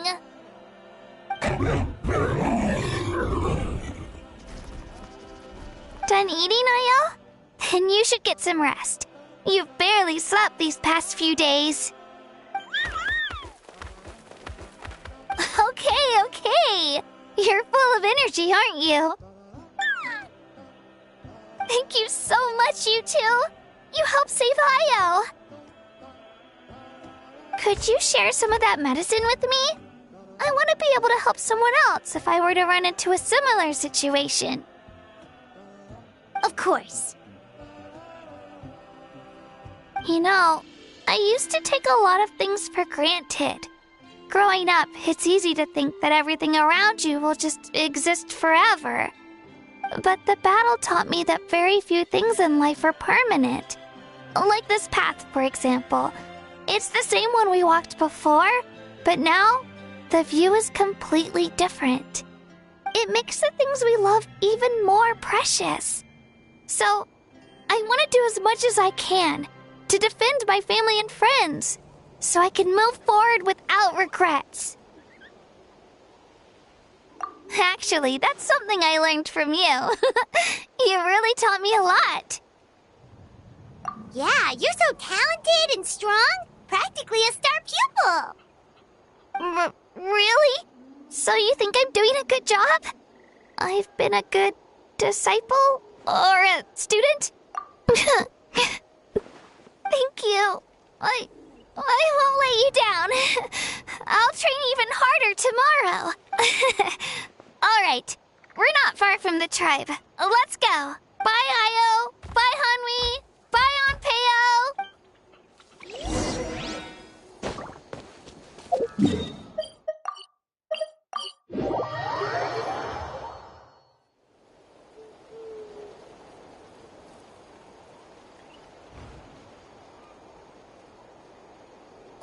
We're here. That was quite the trek. After you visit Shilonin, you should come over for dinner. You can stay the night, too. I'll help my parents get everything ready. We wouldn't want to impose. Let's see how things go with Shilonin first. Totally up to you. You're always welcome. Bye. When you think about it, we actually haven't known Kachina that long. Our journey in Natland feels like it just started, and now it's about to end. That's true. We'll just have to add them to the itinerary. All right, time to go check on your ancient name.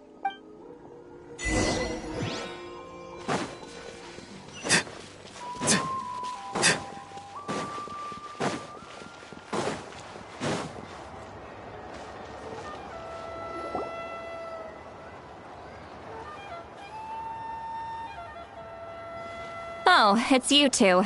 The party's over, I'm guessing? You knew about that? Of course. Everyone in Natlan is rooting for you. Shilonin is working on the last part of your ancient name. It's best not to bother her when she's in the zone. Your name is a special case. There were quite a few headaches along the way, which slowed the progress. I told Shilonin if we hurry, we might make it to the feast in time to snag the last round of barbecue.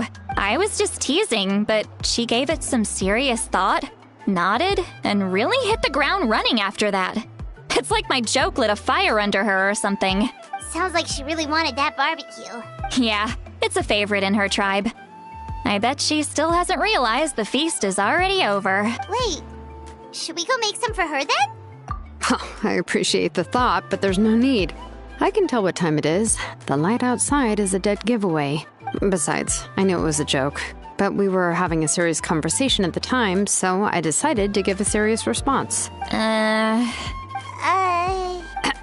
Well, anyway, I have something more important to show you. Here, take a look. Wow, it's your ancient name! Tumaini, a name surfaced from the very bottom of the River of Souls. It means hope. A light to guide us through the darkness, like the stars or the moon. It's a perfect fit. Amazing! Does this name come with a cool chant like the others? Of course, but that'll come later. The Traveler is the first bearer of this name. Those words will emerge naturally during her journey. Once you return triumphant from the battle, I'm sure you will have fully understood why the Lord of the Night chose this name for you. Well, getting this name turned out to be easier than Paimon was expecting. It all came down to the Lord of the Night's power. This situation is the first of its kind. Heck, I doubt we'll ever get a chance like this again. Imagine receiving that much help from the Lord of the Night only for our most trusted engraver to fail. That would have been so embarrassing for humanity. Well, success was never a question. You just like to make things seem dramatic. It's all those novels you read. Hey, it's not like I wanted you to fail. When you've been alive as long as me, you learn that anything can happen. Okay, it all worked out in the end. Your name was successfully forged, and it passed all my technical tests. But there's still one more step. We need to make sure the name has accepted you, and will function normally in your possession. An Outlander has never received an ancient name before. I wouldn't be surprised if something equally unprecedented happens when you connect to it. So you're saying it's still too early to celebrate? Well, when it comes to something this important, we can't leave anything to chance. Let's run this final test. Oh, don't worry, the process is simple. We can find a quiet place to test it out after dinner. Basically, I need to observe whether your soul can connect to the ley lines, and make sure there are no signs of rejection. Last time, you essentially barged into the Night Kingdom, but now we must make sure that it will truly accept you. Just leave it to me. I'm a professional. Oh, and you can have the Pilgrim's Chronicle back. Huh? It wasn't destroyed? If forging an ancient name consumed the memories used to create it, the first person to bear the name would never be remembered. The Pilgrim's Chronicle is still the most significant proof of your adventures in that land. No need to make a fuss. Let's go eat. I'm starving. Come on, I'll take you to my favorite barbecue place. Barbecue. See? I knew you couldn't resist. Oh, well, I forgot to mention, the place has top-tier alcohol as well. Well, what are we waiting for? Hop to it, people!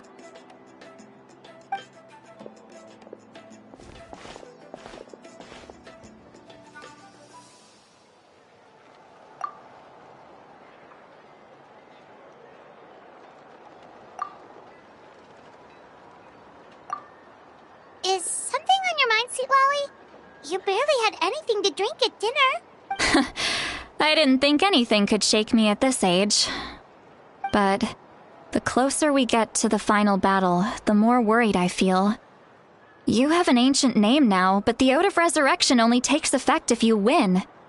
And the Pyro Archon's fate is pointing toward death.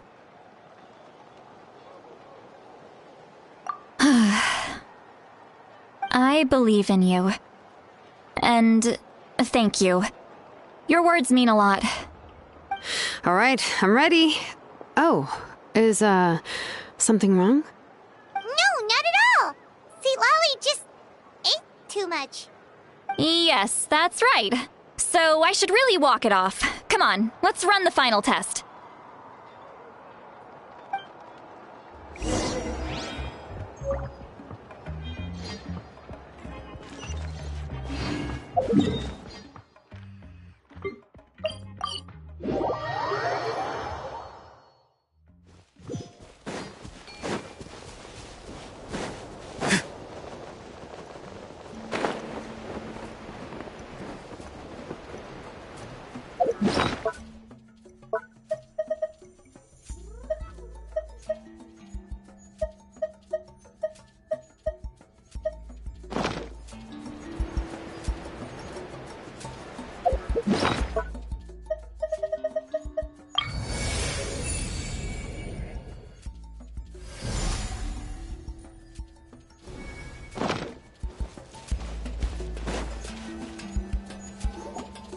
All set, Shilonen?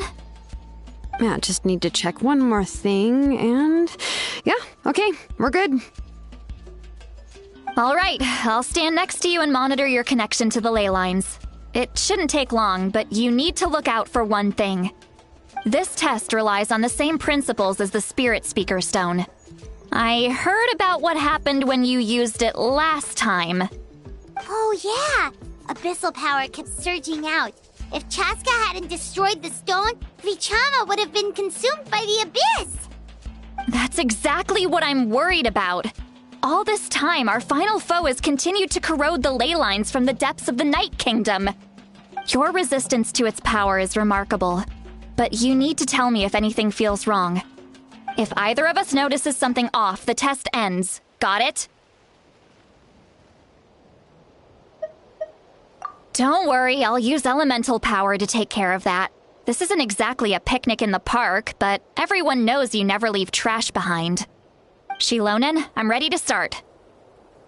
Paimon, give us a little more space. Oh, okay. Let's do this.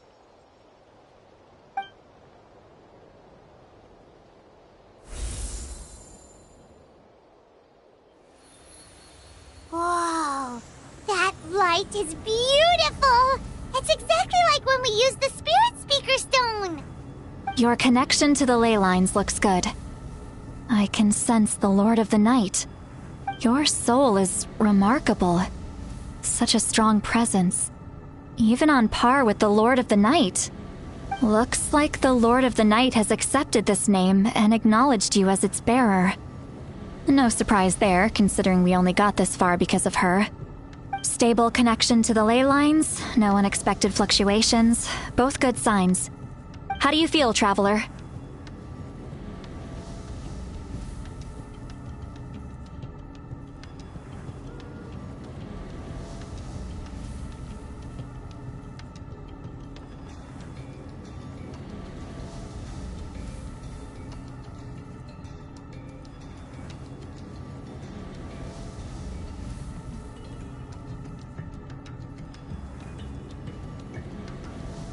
Then it looks like your ancient name is good to go.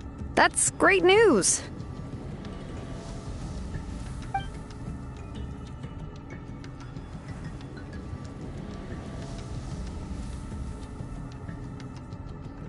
Wait, look, something's coming! No need to panic, Paimon. The damage to the ley lines has allowed these soul-like beings to leak out onto the surface. It's just because of the ritual. It makes it so that everyone can see them. I know they look like ghosts, but it shouldn't last long. Although there shouldn't be this many. Home. This way. Shilonen, stop the test! We've already confirmed what we came here for. Got it. What's going on? I see. It wasn't just escaped souls. The ritual attracted all the souls in the surrounding area. Surrounding area? The Night Kingdom is getting weaker by the day, especially in its capacity to accept souls. After death, many souls fail to return to the ley lines. Once a soul becomes lost, it can never return to the Night Kingdom. Lost souls can only wander listlessly, gradually fading from existence before disappearing entirely. Please, take me back. I cannot disappear. So the connection we established to the Night Kingdom, that's what drew them here? Yes. The Traveler's soul is powerful, so the echoes coming back from the Night Kingdom were loud and strong. Some of these souls never made it to the ley lines. Others escaped from the Night Kingdom, and even more don't come from Natlan. Complicated doesn't even begin to describe it. So they've always been around? We just couldn't see them most of the time? We can try. Returning souls to the ley lines usually requires a complex ritual, but we don't have time for that, and neither do they. That's exactly why my people turned to vessels like Auroron. He has a remarkable ability to perceive souls. Even after the failed ceremony, he made it his mission to travel around Natlan and return as many souls as possible. But most of the time, having the ability to perceive souls means watching them wither in agony. Completely powerless to stop it. So you're saying there will always be those that we can't save? That's right. But saving some is still better than saving none at all. After all, souls that disappear can never be reborn. That has to be true loneliness. The knowledge that you've been abandoned by the world, even in death. Yeah, we should try to save whoever we can!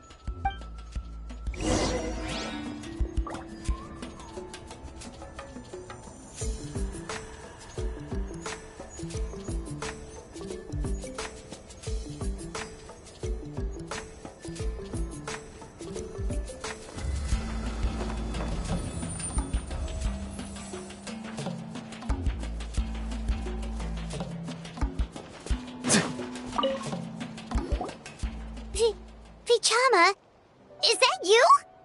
Oh, I know you. I didn't think we would meet again, especially like this. Using the Spirit Speaker Stone meant so much to me. Thank you, Zitlali. I finally had the chance to say that in person. Enough of that. What happened to you? Wait, you're from the Scions of the Canopy? During the battle, your tribe was... It's okay. The battle finally gave me the chance to fulfill my dream. Back then, I missed my chance at the Night Warden Wars. I wasn't about to let that happen twice. I scouted the location and direction of the attacks, so I could tell Chief Wyna the safest way to evacuate. Those with grappling hooks escaped through the air. Everyone else banded together on the ground to break through the front. But people needed information, so I stayed behind until the very end. Oh, you're a true hero. Thank you, but that's not why I did it. I did it for the future of my tribe and the future of Natlan. The battle gave me back my sense of purpose, that's all I wanted. And anyway, I was supposed to see Malko again.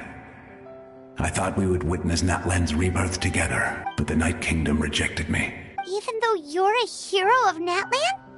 How could that happen? I'm sorry. The Lord of the Night didn't do it on purpose, I can promise you that. The ley lines are in terrible shape. Even the Ode of Resurrection is no longer working like it should. I know. She can't help it, right? I get it. It just feels like fate is mocking me. Even in death, I won't ever get to be with Malko again. No, it hasn't been long since the battle. The door to the Night Kingdom should still be open to you. Give me some time.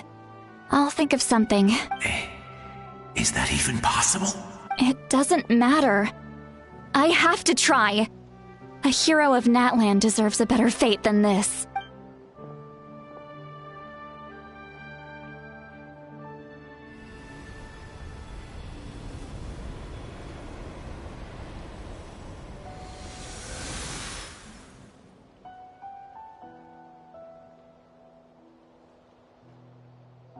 This feeling. Is this the Night Kingdom? Looks like this method worked on you. Thank you. Thank you so much. People don't always have the nicest things to say about you, but shows what they know. That's a given. I hope you come back to us soon, Vichama. If I may, what about the others? Can you save them too? We're sorry.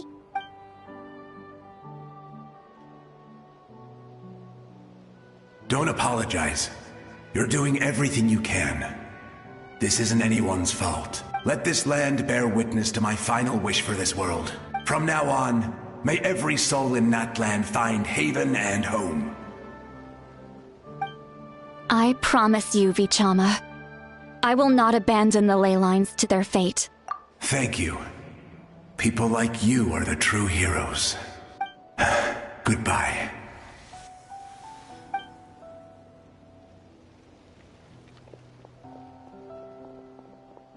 Let me go back. Please, my child is waiting for me. I'm sorry. Too much time has passed. There's nothing I can do. Nothing you can do? Oh, is this the punishment I deserve.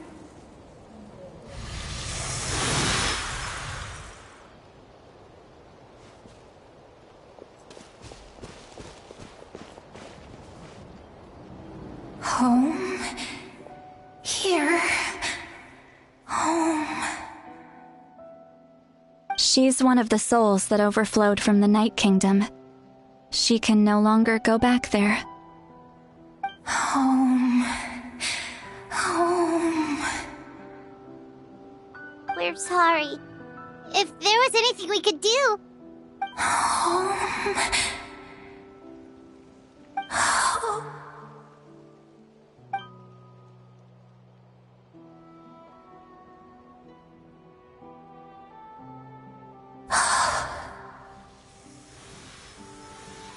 She's at her limit. Just getting here has taken all her strength.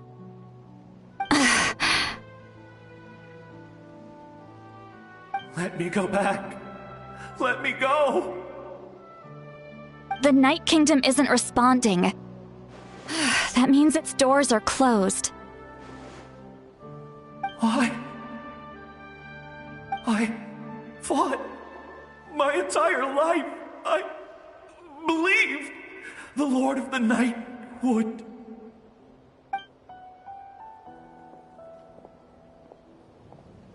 I'm sorry. The lane lines are overwhelmed, and the Lord of the Night has no strength left. Me. Who am I? Does it even matter who I am? Of course you matter! Wait! Absolute helplessness. That's what he felt in his final moments. I could sense it. I'm sorry.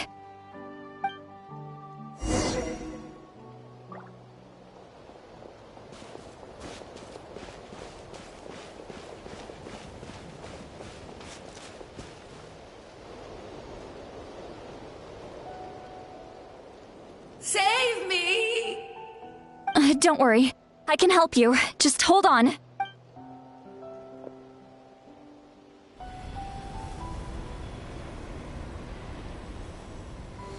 The Night Kingdom. Thank you. Oh, you must be from the Masters of the Night Wind. Would you tell me your name, kind soul? Lolly. Lolly. What a beautiful name. Dazzling.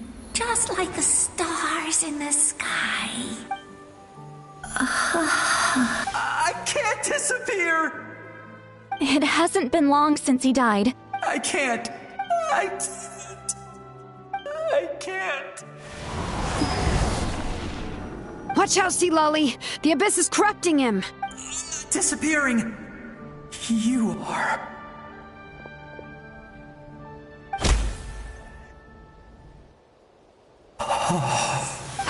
I'm sorry. The Abyss has corrupted his soul from the inside.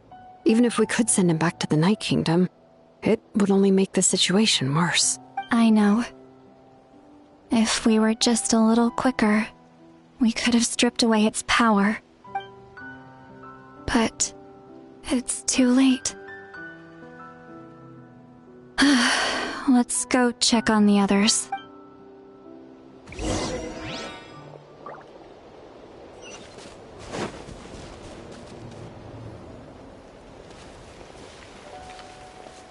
Oh no! Saurian souls can be affected too? Their souls are still intact. Hold on! Is that... That's right. I recognize him, and the two souls next to him should be his grandparents. Kachina told me about what happened. Well, it all makes sense now. Io could barely sleep or eat because he sensed the presence of his grandparents. That must be why he looks so happy right now. They're finally reunited.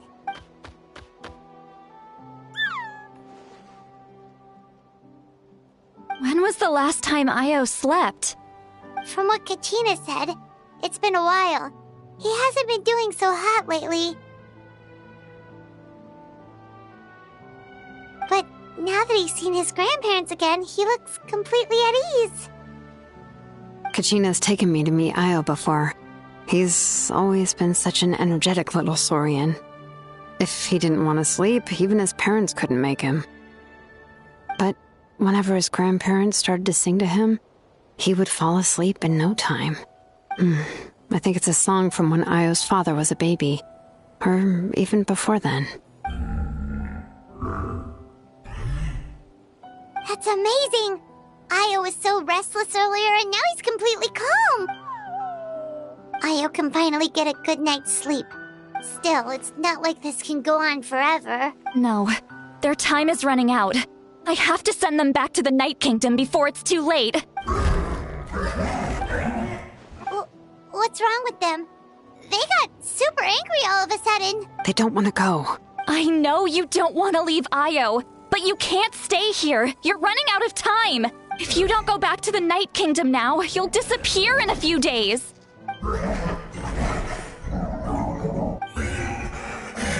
They've made their position clear. We want to stay by his side, no matter what. We should respect their decision. I don't want to leave them to that fate. But if this is what they want, then I can't separate them. What fate? You mean like the other lost souls? Yes. They will gradually fade away, painfully and slowly, until nothing is left. But that is their choice. For the next few days, at least Io will get a good night's sleep. That's the only way to prevent more souls from suffering the same fate.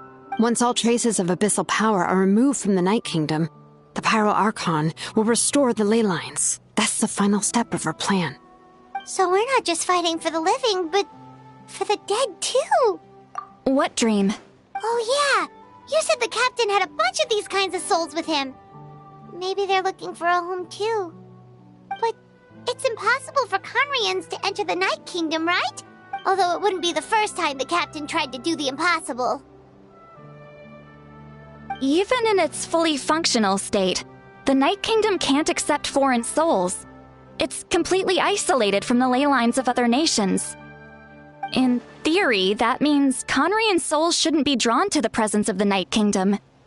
Something strange is going on. One thing's for sure.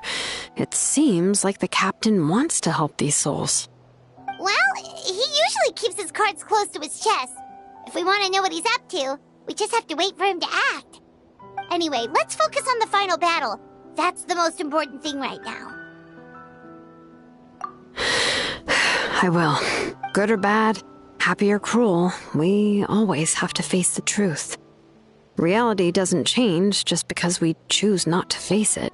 I just wish I could have done more. So many souls, and I could barely help. I'm so sorry. Hey, don't apologize. None of this was your fault.